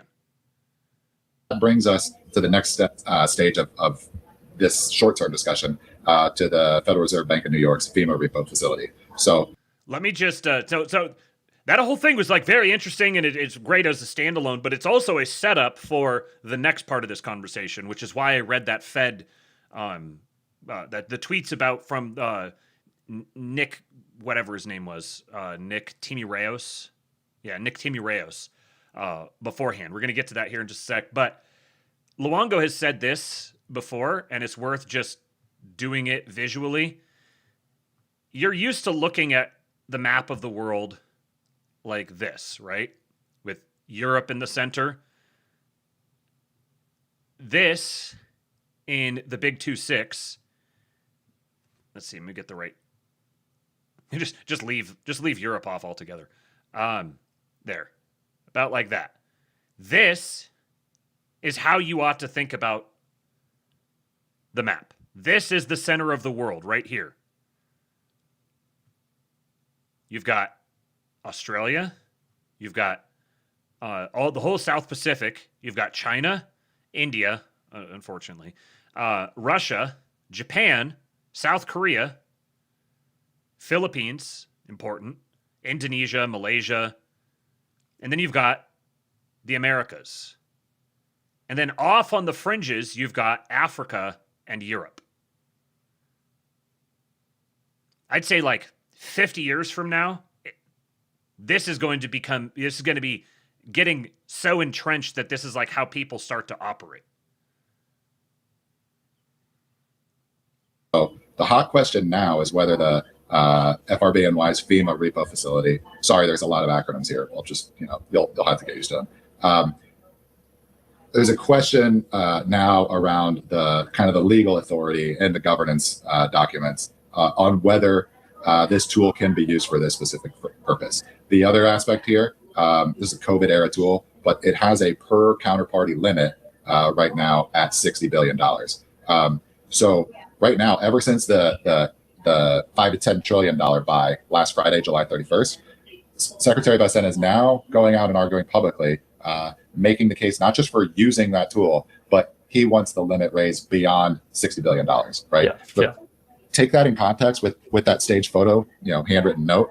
There's $5 to $10 billion dollars already deployed, or 800 billion to 1.6 trillion yen, right? As the starter piece, right? Firing up FEMA would bring another $60 billion in ammo behind it, or nearly like 10 trillion yen at that roughly 160 exchange rate. So, like, if you're thinking about this, what the heck's going on? Picture like an old world battlefield, like the movie Gladiator, where the armies are just lining up their massive amount of troops on two sides of a battlefield, right? So that's the dollar yen chart right now. That is the battlefield. And we're going to see like the two sides here are the yen bulls and the bears at the end of the day. That's what it is on opposite lines. And what Bessent is doing with these moves, think about it like that opening scene in Gladiator, right? Where Russell Crowe is just lining up all his troops. You're seeing this, like the staging of troops to show the other side how deep his lines are stacked. And so on the opposite side, you'd call Scott Bessent a yen bull, right? My alpha fags lines are stacked.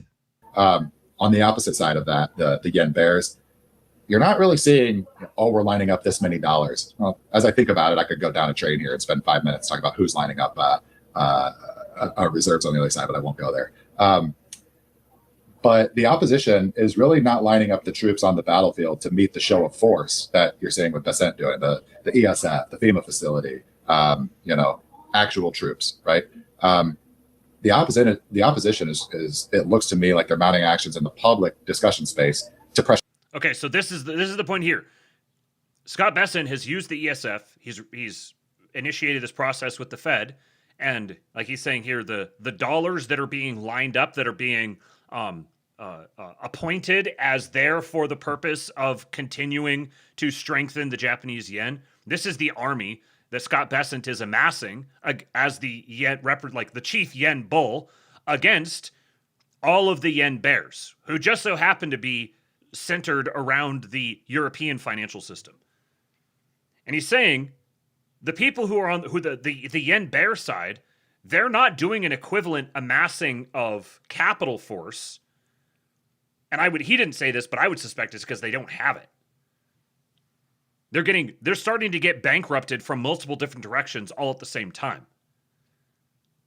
So they're not massing capital for the purposes of this, because they'd have to pull it away from other places where it's already been committed. Instead, they are trotting out they're going to try to fight this in the political space. They're going to try to prevent the Fed from cooperating with Bessent on this. That's their last hope. Their last hope is to try to jawbone the Fed back down, prevent the Fed from cooperating and basically just isolating Bessent on this. To pressure the Fed to stand down, right? If we think about Scott Bessent as the general leading the army, well, to go to another one of the generals on his team, Fed, right? If you can pressure the Fed to stand down and take 60 billion troops off the field, you're looking at a totally different war. So that's where the public discussion has gone. And in all this mudslinging, Scott Bessent, Nick Timiraos, looks like Real Housewives. There's something much bigger going on here. But the basic point: get the Fed to stand down, or yes or no. Can you figure out a way through the board structure of the Fed to shut this down? All right. If and when those tactics fail, I think the possession is 9/10 of the law, as well as the law, probably lining up with Bessent's side, but we're going to know more as this plays out in the coming weeks. But if these tactics to block the Fed fail, they're going to be left with a choice to either call Bessent's push in of his chips to the center of the table. I know I'm mixing analogies here, and basically engage, or stand down and let the yen appreciate. Like we talked about, the yen appreciation, all the capital tied up in the yen carry trade, it may not be able to weather that. We're going to find out. All right. So mechanically, Japan holds a massive stockpile of U.S. Treasury IOUs in custody at the New York Fed. It's 1.14 trillion. I think they're the number one holder of the listed on the tick reports. All right. So what the FEMA repo facility would allow Japan to do is borrow dollars against those Treasury holdings through secured repo lending. So similar to the basic structure to the repo transaction behind SOFR that we talk about, which is going to be like short-term maturities, overnight, 7-day, et cetera, for money markets. Or think about it like the BTFP in March 2023, where the Fed gave domestic U.S. banks short-term funding, like up to 1 year, to work their way out of the pickle they've gotten themselves in with the asset liability mismatch that the rising rates in 2022 just blew open potential holes that needed to be worked around. All right. So under this play, we talked about $60 billion counterparty limit. Japan has $1.14 trillion in USDs or in US Treasuries, so they're well above that limit. And if you think about it, if Japan posts its Treasury bond as collateral, there's going to be a haircut taken. There's no credit risk, right? So if the argument's made this is risky, et cetera, it's like, dude, you need to go study and learn about what you're actually talking about. All right. So real quick, this was the tweet from Bessent about Nick Timiraos. He said, one of the highlights of the Warsh Fed has been watching stenographers posing as journalists, like the Wall Street Journal's Nick Timiraos, reduced to reporting Fed backroom gossip because they're incapable of performing real economic or monetary policy analysis without being spoon-fed. He tweeted this from his Treasury Secretary account. So I would take this statement from Bessent as a clear reinforcer of what he's saying here, that Bessent knows exactly where the front lines of this fight are going to be fought. So that would really, what this would actually do, you're creating dollars. You can come in, backstop the weekend, while also avoiding outright Treasury sales and the resulting pressure that we talked about on U.S. interest rates. But more important, what it would also do, it would give Japan and the BOJ breathing room to continue raising its own interest rates. They'll have more yen capacity on balance sheet to absorb the hikes, which would provide further support to the yen. So basically, if the Fed was to step now, here's where this gets beyond my kin to try to analyze interest rates and bonds and currencies and stuff like that. I'd be curious to this would be a good basis for a conversation with Matt Dines. So Japan is the largest single holder of U.S. Treasuries. I say single holder because if you take all of the different European banks, including all the different European banks and all of the BVI and Canada and all the different proxies for the City of London, they're far and away the largest holders of U.S. Treasuries. But the largest single holder would be Japan. And so Japan has all these treasuries. The United States has this debt problem. We've also got Japan committing to fund billions of dollars worth of infrastructure build-outs in the United States. Technically, to extend this facility to Japan would be you're essentially printing dollars, but you're printing those dollars to be funneled directly into the Japanese system, which raises. I'm trying to follow the chain of reactions here, because if you continue to provide upward pressure on the yen, you start bankrupting all of the yen carry trade holders, which is going to collapse the sovereign debt markets in Europe, and it's going to cause capital flight into the United States. So it's like you're printing money, but you're not. You're printing dollars, but you're not printing those dollars and just pumping them into the U.S. economy. It's like you're creating this cycle with the Japanese and American economies that it's like closed off from outside. It's increasingly walled off from outside, and you've got this cycle of currencies back and forth between the U.S. and Japan that pulls the U.S. and Japan up to the detriment of everyone else. And it's frankly like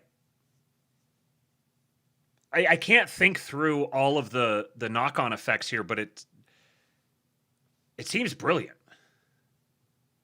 That is exactly why the proposal is so dangerous to anyone whose financial racket depends on maintaining a large one-way short against the yen. So at this point, these monetary mechanics and boardroom procedures have like morphed into a political fight over who controls the tools. And that's where we get into the war's credibility attack and the Scott Bessent response. So we've already established that there's a massive amount of capital riding on the outcome of this intervention, and that a meaningful portion of the old offshore dollar system is exposed to the yen carry trade. So if you're short the yen in size here, built up over multiple decades, any sustained strengthening creates a serious problem, because the covering your short itself would require you to become a yen buyer. So the 40-year intervention chart with the one-way support of the U.S. on the 2-week side. Yeah, so in other words, the way that you would cover those, if you're short the yen, the way you would cover it if the yen is strengthening is you have to buy the yen. So it's creating more demand, more purchasing of the yen, which you can see if you're in a levered short position and there's a rush to buy the yen. Your position is getting worse and worse, and you're trying to outrun it. The other element here, and I don't think he talks about it in this video, but I was just watching another thing recently about SoftBank and how critical SoftBank is to the entire AI industry build out. And it was in a I think it might have been another episode where Matt Dines talked about how fundamental SoftBank is, which is a big Japanese company, obviously, and the chairman. What's his name? Son. Masa something son. He's been in the White House multiple times since Trump was elected. So I'd be very interested to see. I would love to be able to have this all laid out in like a flow chart with arrows pointing and everything, how this all integrates together. I kneel in awe before the greatest alpha fag known to man. Buying low. Everybody participates when it's time to sell high. In my read, that's as close as we're going to get to a smoking gun filter on whose balance sheets are actually systematically exposed. So now if you take that discussion, like the tactics have moved into the public forum, and that's where like you're starting to see the financial media campaign and talking heads turn against this use of Bessent's treasury facility and Fed policy tools for this purpose. So treat the volume and tone of what you're hearing from those pushing back as your signal or as information. All right. Like I said, who screams loudest? So the people who are on the wrong side of this trade probably don't have the capital to exit the trade profitably. So the only thing that they're left with is just trying to yell and scream and put political pressure on Kevin Warsh, which is what's led to what he's going to talk about here, the attack on Warsh's credibility. This is probably telling you which capital base is most overextended and most threatened by if this intervention would be successful. So you started to see this week, this is like, the highbrow level of discussion. Notably, there was a August 4th article in the New York Times. Another big component to this. This ties into the Iran war, which I have a little thing I'm going to touch on here at the end of this, but we're going to go a little longer than I thought with the wave previews as well. Another element here is that Japan was one of the largest. They were, of all the nations, Japan was one of the most that was dependent upon exports from the Strait of Hormuz.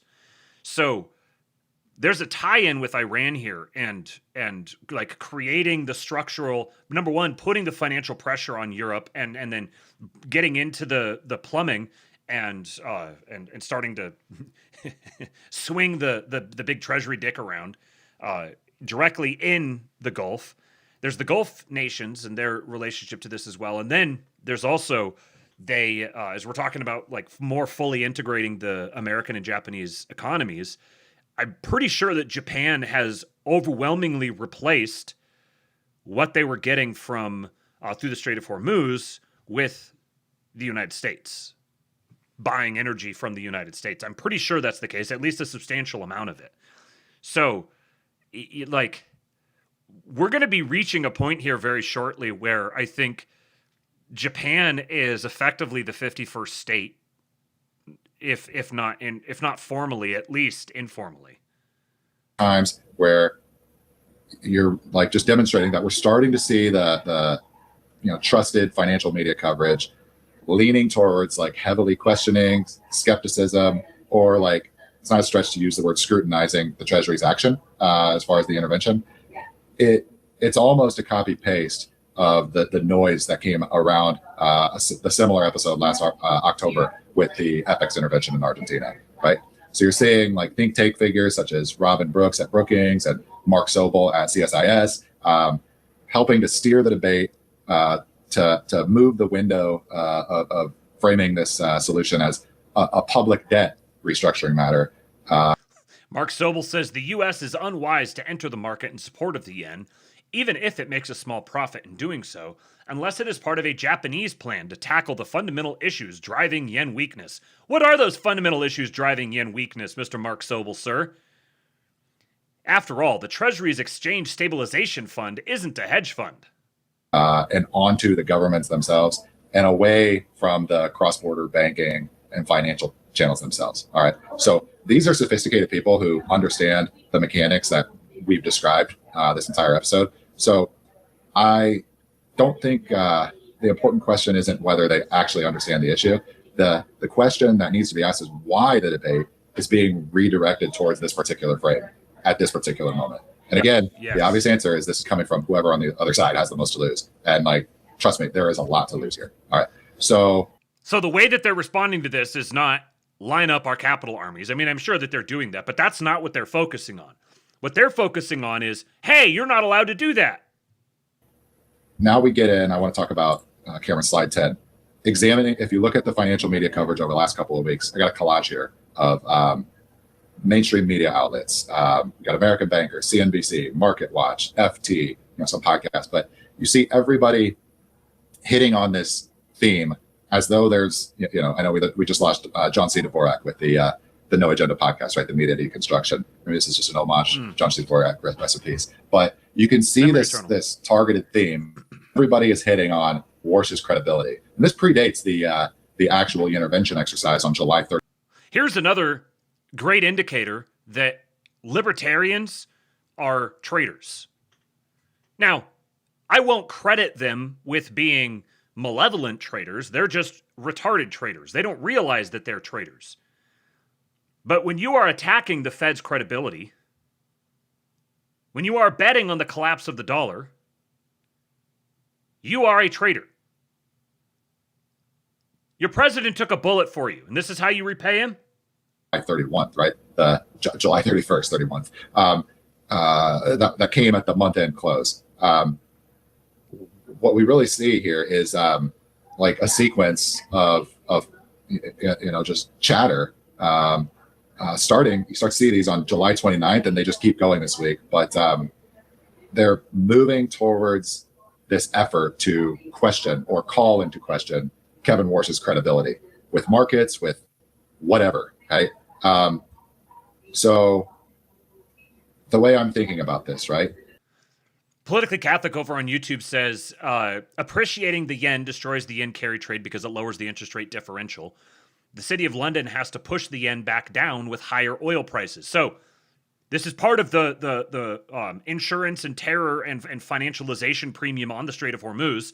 Japan was heavily dependent upon Strait of Hormuz oil. When the City of London, so the euro and the yen approximately move in opposition to one another. So as the yen strengthens, the euro weakens. So as the yen strengthens, euro weakens. Euro strengthens, yen weakens. As the euro weakens because the yen is strengthening, higher oil prices hurt Europe. And no, let me think about this. So Europe actually needs to drive the prices higher because they're trying to put pressure for specifically inhibiting flow out of the Strait of Hormuz puts pressure on Japan, because when energy prices rise, then Japan needs to weaken the yen relative to the cost of oil. You see how all these different commodities and currencies all are have these relationships to each other, and on net, what's happening? Like I'm part of what I want to do here is provide some context for why the Iran war now and why the Iran war in the way that the Iran war is being pursued. I mean, it's not even a war; it's a special military operation, but a combat operation. But you see how ultimately the way all the chips are rolling out here, the EU is firing off all of their different, or not the EU specifically, but the EU nations are firing off all the different the ammo that they have remaining as their candle is being burned at both ends. And Bessent's moving in for the kill now. Order of events. Last couple of weeks of July, into the Fed meeting, Warsh's credibility already in question, blah, blah, blah. This week, or then July 30, 31, also Fed meeting, July 29th, important marker. July 31st, we get the intervention. And then this whole week, the topic has shifted into FOMC, the FEMA facility, and what the next stage in escalation is going to look like. So if you think about this, like we talked about the troops lining up on two sides of the battlefield, right? The other side didn't line up any troops. What they actually did is like they showed they moved their actions or front ran the actions in the like public perception space with like an influence campaign.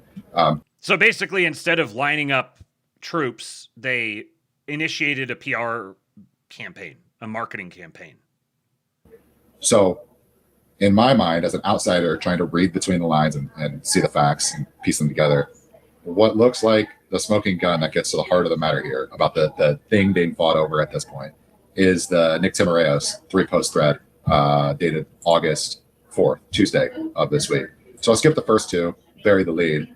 But these are the ones I read earlier. What you're looking at here, like we talked about, the FEMA facility is the next $60 billion of troops on the field.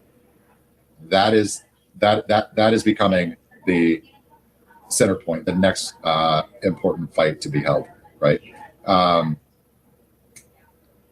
As Nick Timoreos' tweet gets at here, this FEMA repo facility operates under the direction of a subcommittee, the Foreign Currency Subcommittee, or FCS, which seats beneath the FOMC, right? The Federal Reserve Open Market Committee. This is what everybody tunes in 8 times a year to watch the Fed chair give his discussion on what's going to happen with interest rate policy.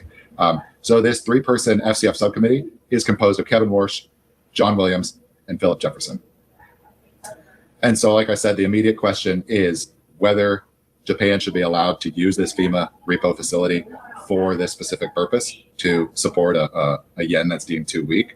But you get into now, talk about the other two members of this subcommittee. John Williams, designer, architect, spearheaded the SOFR initiative. He obviously lines up with one camp of Capital Faction. So you see this subcommittee responsible for making this decision on whether or not this facility can be used and can have the limit increased for Japan, the names responsible for that are the literal architect of SOFR, Kevin Warsh, and then this other guy. So you see then, according to the rules of the Fed, Bessent says, hey, up the limit. Let's use this to continue purchasing yen. That decision will be made by Kevin Warsh, John Williams, and Phil Jefferson. John Williams is obviously, at least with his history, he's obviously on side on something like this. Presumably, I would assume that this conversation has been had when they were, like, this whole thing has been mapped out, and they already talked about this when before Warsh was appointed. I'd be very shocked if this is something that they're like just getting to now. So you've already got the 2 votes to make this happen. If the Fed is an independent institution that is not subject to political pressure. He's not he's the opposite of an offshore dollar maximalist. Philip Jefferson is a Biden appointee. We don't know which way he's going to vote on this, but there's a chance he could vote with a Warsh and John Williams majority, just reading the political winds, the financial winds accurately. So it really comes down, if you think about it, the pressure campaign to question Kevin Warsh's credibility, right? It is really starting to look like it's getting into the heart of the matter, the most important thing. A 2-1 majority carries this subcommittee and takes that decision into what the Bank of Japan and what the Ministry of Finance could do to ultimately support the weak yen. So you see here then, the fact that there's this big push against the credibility of Warsh, to me, would tell me that they already know what John Williams is going to do. They already know his vote. It also tells me they probably know Phil Jefferson's vote as well. And so if this is to carry, it will carry through because Kevin Warsh votes for it, breaks the tie. And so they're laying out their slander campaign against Kevin Warsh to say, no, you can't do that. This is illegitimate. He's a Trump toady. He's abusing his position because he's the one who was the decisive vote. If it was a 3-0, it wouldn't matter. My guess is that this would come down to a 2-1 with Warsh carrying it, and that's why this is how they operate. These fucking people, this is how they operate. Laying this slander campaign against Kevin Warsh because he's unfortunate enough to be the guy in this position. It doesn't matter. It could be their own child could be in this position. And these people would put forbidden images on his hard drive. The worst people in the world. Donald Trump, destroy them all. We're going to kill you. We're going to give you the death penalty or kill you. We're going to kill them. You know, they're going to be like dead. So that is why you're seeing this discussion, in my opinion, move into the public space with this whole campaign to question or attack Kevin Warsh's credibility. So in my read, this whole Nick Timiraos thread, it's not just describing an obscure governance issue. He goes one step beyond that, just giving you the facts. When he makes this statement, the last line, in practice, that subcommittee has always made decisions with the support of the broader FOMC. What we're actually talking about here, if you keep taking this to its logical conclusion, at the more aggressive end, the argument gestures towards moving authority away from this 3-person foreign currency subcommittee, where the decision-making authority is actually vested under its governance structure and the rule of law, and into its senior 7 of 12 FOMC board structure from which that FCS subcommittee is formed. So they're like, oh, the subcommittee's going to vote against us. That subcommittee doesn't exist. No. That subcommittee's only there to rubber stamp whatever the FOMC already thinks. They will burn whatever institution they need. Flipping on a dime completely from the Fed is independent and its independence is sacred and you can never apply political pressure to the Fed. Trump is so bad because he applies political pressure to Jerome Powell. What's that? This subcommittee might vote against us? No. The subcommittee can only vote for whatever the FOMC would vote for. There's no reason to have that subcommittee. This sentence, in practice, that subcommittee has always made decisions with the support of the broader FOMC. This is priming. This is editorializing. Priming for the argument. Yeah, Jeffrey, in the words of Elon, how about you go fuck yourself? So true. All right. Let me run through a couple of these things on the Iran war real quick. We'll watch these pseudowave previews, and then we will get started on the pseudowave. So first thing, from just another pod guy. I've read some stuff from him in the past. He is a Scott Bessent appreciator, and I agree with basically everything he says in this. He says, getting asked how I can justify the current quagmire in Iran versus the objectives. Let me go over why I think the Iran op was necessary. You can accuse me of being retarded, but you can't accuse me of being inconsistent, as I laid this out on here before the Iran op started. Just search my profile for Iran and sort by date. What's the point of the op? A. China attempting to take Taiwan is a much higher risk versus consensus. The fact that Trump tried to encircle China with a global tariff blitz increased this risk. The fact that it was largely successful, despite the Supreme Court ruling, and bilateral transshipment clauses were accepted in each new trade deal in turn, decreased the risk of an invasion, but the risk is still higher than consensus assumes. I will say from everything that I've followed with all of this, I think that that characterizing this as China attempting to take Taiwan isn't necessarily completely accurate. There are definitely elements within China that would want to take Taiwan. There are also elements within China that don't want to, because of what that would entail with a confrontation with the United States. And the United States carrying out operations against Iran the way that it has actually strengthened the domestic political capital of you call them like the China doves. B, in order to deter Xi, the U.S. government has to demonstrate that it can control global energy flows. This starts with the Venezuelan op, carries through to the Iran op, and goes further with bilateral deals with Indonesia, etc. C, in order to decouple, the Europeans need to be brought to heel, reminding them that their cost of energy is at the whims of American foreign policy is important. I don't think you could state this enough. European cost of energy exists at the whims of American foreign policy. It is determined by the whims of American foreign policy. The only reason they have their so prized welfare systems that they preen on about is because of American foreign policy. We foot the bill in more ways than one for their gay little welfare programs. Europeans are welfare queens. The Ukrainians hitting Russian refineries at scale for the first time just as the Iranian op is happening is no coincidence. D, reminding the world that we can touch anyone with air dominance is valuable. So true. E, the obvious vector of counterattack by China is financial markets.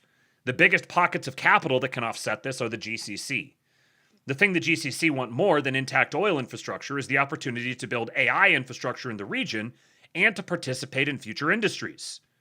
This can only happen with Iranian regime change. I said from the very beginning that when Trump, remember right after he was elected the second time, Trump went and did that big tour of all the Gulf countries. They received him like a king. He gave his big speech about nation building and neocons and all that. Conspicuously did not stop in Israel. And I said at the time that the GCC told Trump, they signed all these big trillions of dollars in infrastructure spending and all that sort of stuff. I said at the time that was contingent upon the United States agreeing that they were going to solve the Iranian problem for the GCC. Because in order for them to be able to be confident in building and all the expense required to build AI infrastructure in the region and to be more fully integrated into global markets, they can't have this rogue state pissing in everyone's cornflakes all the time. Therefore, a trade between the GCC choosing the U.S. side against China in exchange for regime change makes sense. In other words, we will play ball from the GCC perspective. We will play ball if you take out the mullahs. Of course, they won't say this outright. They never do. F. With the GCC on sides with the US, the Europeans are utterly fucked if they try to side with China against the US in a decoupling. We control energy. You don't have energy. You deindustrialize and starve. Good luck getting enough solar panels from China to make up the difference. And G, China is far more fragile societally than people think. Energy is the primary driver of domestic food prices, which in turn is the only thing that might drive people to revolt. We have forced Xi to react and start depleting reserves that might otherwise have bolstered confidence for a Taiwanese invasion. I could go on, but I'll stop there. Hope this helps. And then Trump posted this today. I see that representatives of the Islamic Republic of Iran, notice that he always says the Islamic Republic of Iran. He'll say Iran like down here, but whenever he refers to them formally, he always says the Islamic Republic of Iran. They're asking for compensation for the damage done to them during the last 5-month military conflict, started because they will not have a nuclear weapon, even though it was never mentioned in any of our negotiations or meetings. They negotiate like Persians, surprise, surprise. So, the Iranian representatives they're talking like they're in position to say, hey, compensate us for all the stuff you blew up when we wouldn't play ball. And if you listen to a majority of people, they'll tell you, oh, Iran's got Trump over a barrel. They're making these demands. See, this is like a big dick move by Iran. Did you see the cartoon where they portrayed Lego Trump in a diaper? How will he ever survive? Here's Trump's response. It's an interesting idea because now I am likewise demanding compensation from Iran for all of the people that they have killed and gravely wounded with their roadside bombs and many conflicts for which they are famous, as led initially by General Soleimani, including the families of those killed on the USS Cole and thousands of others killed in combat. Additionally, compensation should be paid to the families of the hundreds of thousands of innocent protesters that Iran has killed over the last 50 years, not to mention the 52,000 that have been killed in the last 5 months. I have instructed my representatives to put this firmly into any and all future negotiations. Thank you for your attention to this matter. Seth Levy says, yeah, clearly Trump is happy to sit at no deal and maintain the blockade. The long stall is in full effect. He says, I see your absurd demand for compensation for damage done, and I raise it. Therefore, going forward, all negotiations are going to include our demand that you compensate us and everyone else that you've harmed throughout the history of your regime. Does this sound like a guy who thinks that he's under the gun? Who thinks he's losing, doesn't have any leverage? Of course not. Of course not. All right, now we've got 2 Pseudowave previews. And then I'll be ending the stream. Just a brief break. I got to run down and grab a couple of beers. And then I'll get the stream going again over on Kick. So make sure you go to kick.com/KingPilled or just download the Kick app. Follow King Pilled on the Kick app and come join us as we watch Firefly along with a bunch of fantastic edits. Dave Kabobulated. I drop a 50 on my niggy like a good pay piggy. Tip yo streamer. Thank you, Pay Piggy. Now I kind of want to hear Dale rap.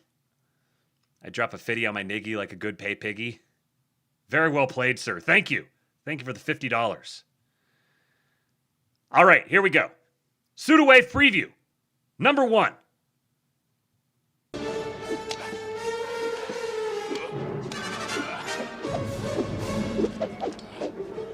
Me when shit hits the fan in a red area.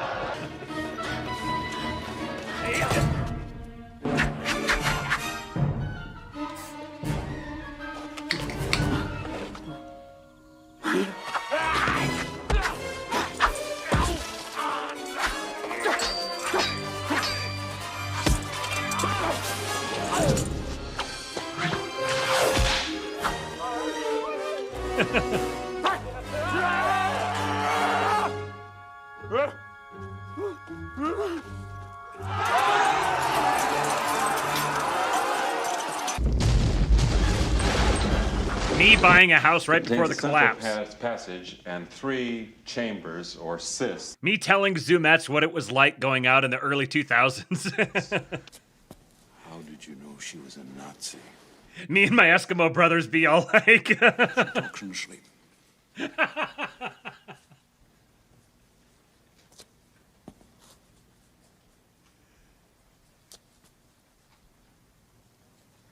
I didn't trust him. Why did you? Why, you conceited ape. I'm not that easy. I'm not that easy either. Trouble with you is, Willie, you're too used to getting your own way. And you're just too proud to admit that you're crazy about me, Dr. Jones. If you want me, Willie, you know where you can find me. 5 minutes. You'll be back over here in 5 minutes. I'll be asleep in 5 minutes. 5. You know it. I know it.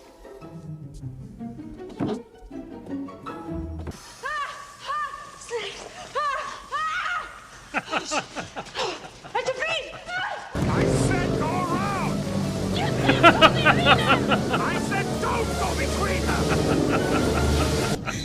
I can't do it. You can do it. Feel inside.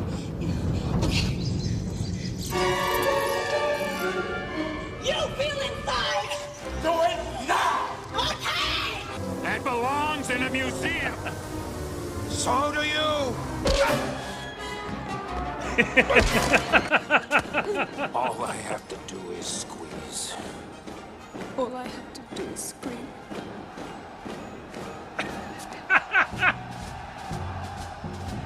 Giggity!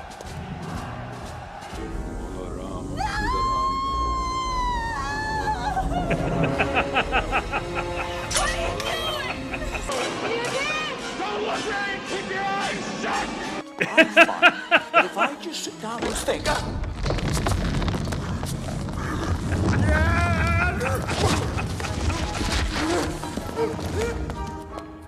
The solution presents itself.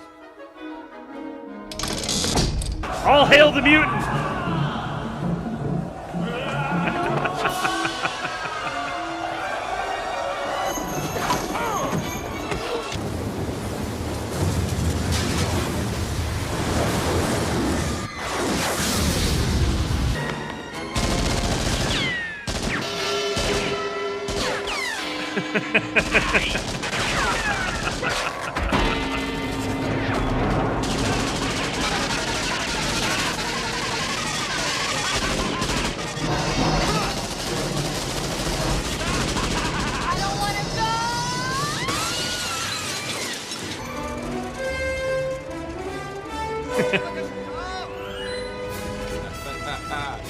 Nice try, Lao She.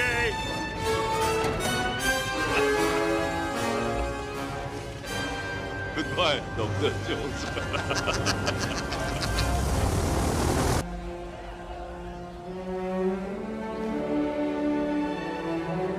Oh, yeah.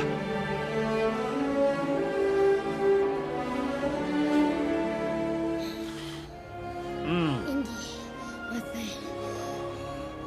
I'm sorry, kid.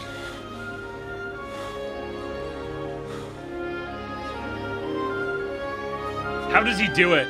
Indy, now let's get out of here. Right. All of us. Let's go then. Why are you sitting there resting when we're so near the end? Come on, let's go.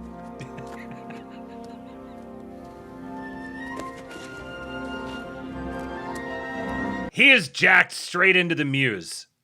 Suda, you madman. Tremendous work. And then we have Week 82 preview, I'm the One to Beat, Wave.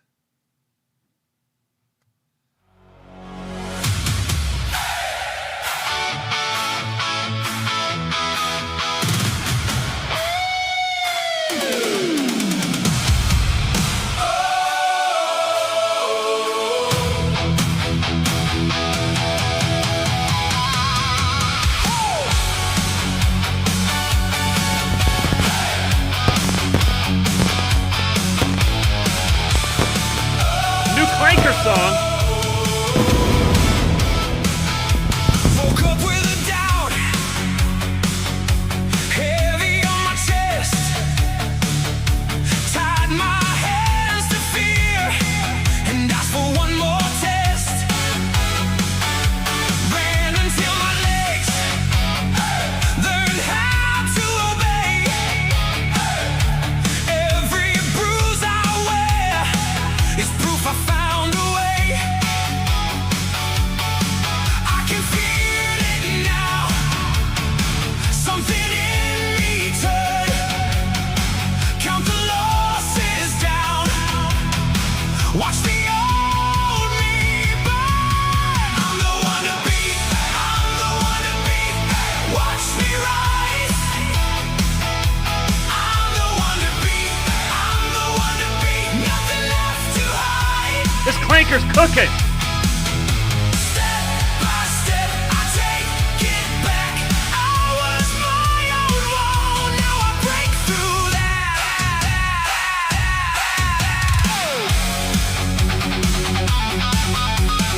Wrapped in sweat and grit, hands on the iron bars.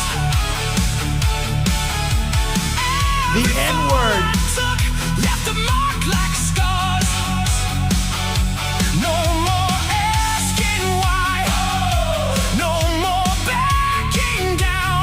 Yes, hello, it's me, a black guy. Hear my name in the break of sound. I can feel it now.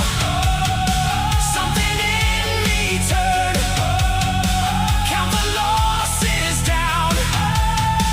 Watch the old me burn. I'm the one to beat. I'm the one to beat. Watch me rise. I'm the one to beat. I'm the one to beat. Nothing left to hide. Step by step. Walk power. Get back. I was my own wall. Now I break through that. That nigga got wop.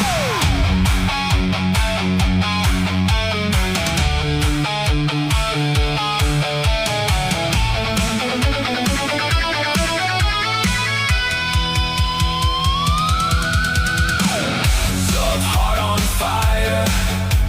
One more mile, one more wire. I was split in two, now I stand as one. Every ending hit, but I'm still not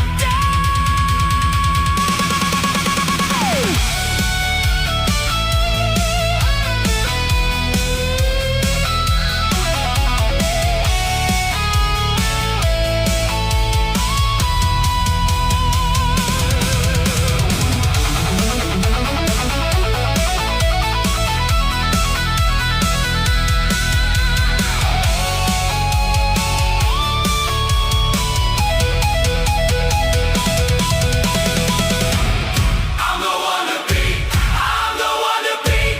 Watch me rise. Watch me rise. I'm the one to beat. I'm the one to beat. Nothing left to hide. Nothing left to hide. Step by step, I take it back. I was my own wall. Now I break through that. I'm the one to beat. I'm the one to beat.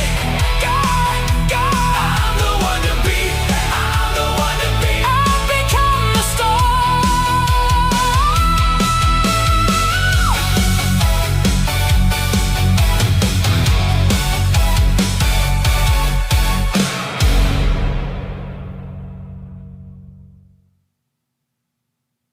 Hell yeah.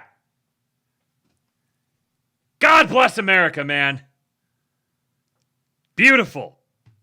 Beautiful stuff, Mr. Suda. There's a little teaser for you guys. Give me about 10 minutes or so to get things switched over here.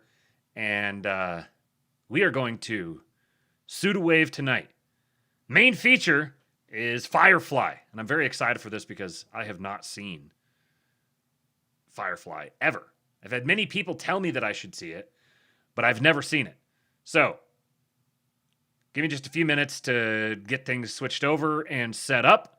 Head over to Kick now, kick.kingpill.com. or just download the Kick app, look up King Pilled, follow the channel, and stick around for a little bit. I'll be back, and we will enjoy some fantastic cinema prepared for us by our great propagandist. For now, I leave you with Hulk. When they took a shot at my hero,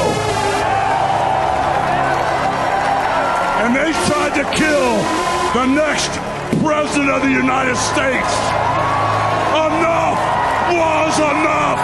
And I said, let Trumpomania run wild, brother. Let Trumpomania rule again. Let Trumpomania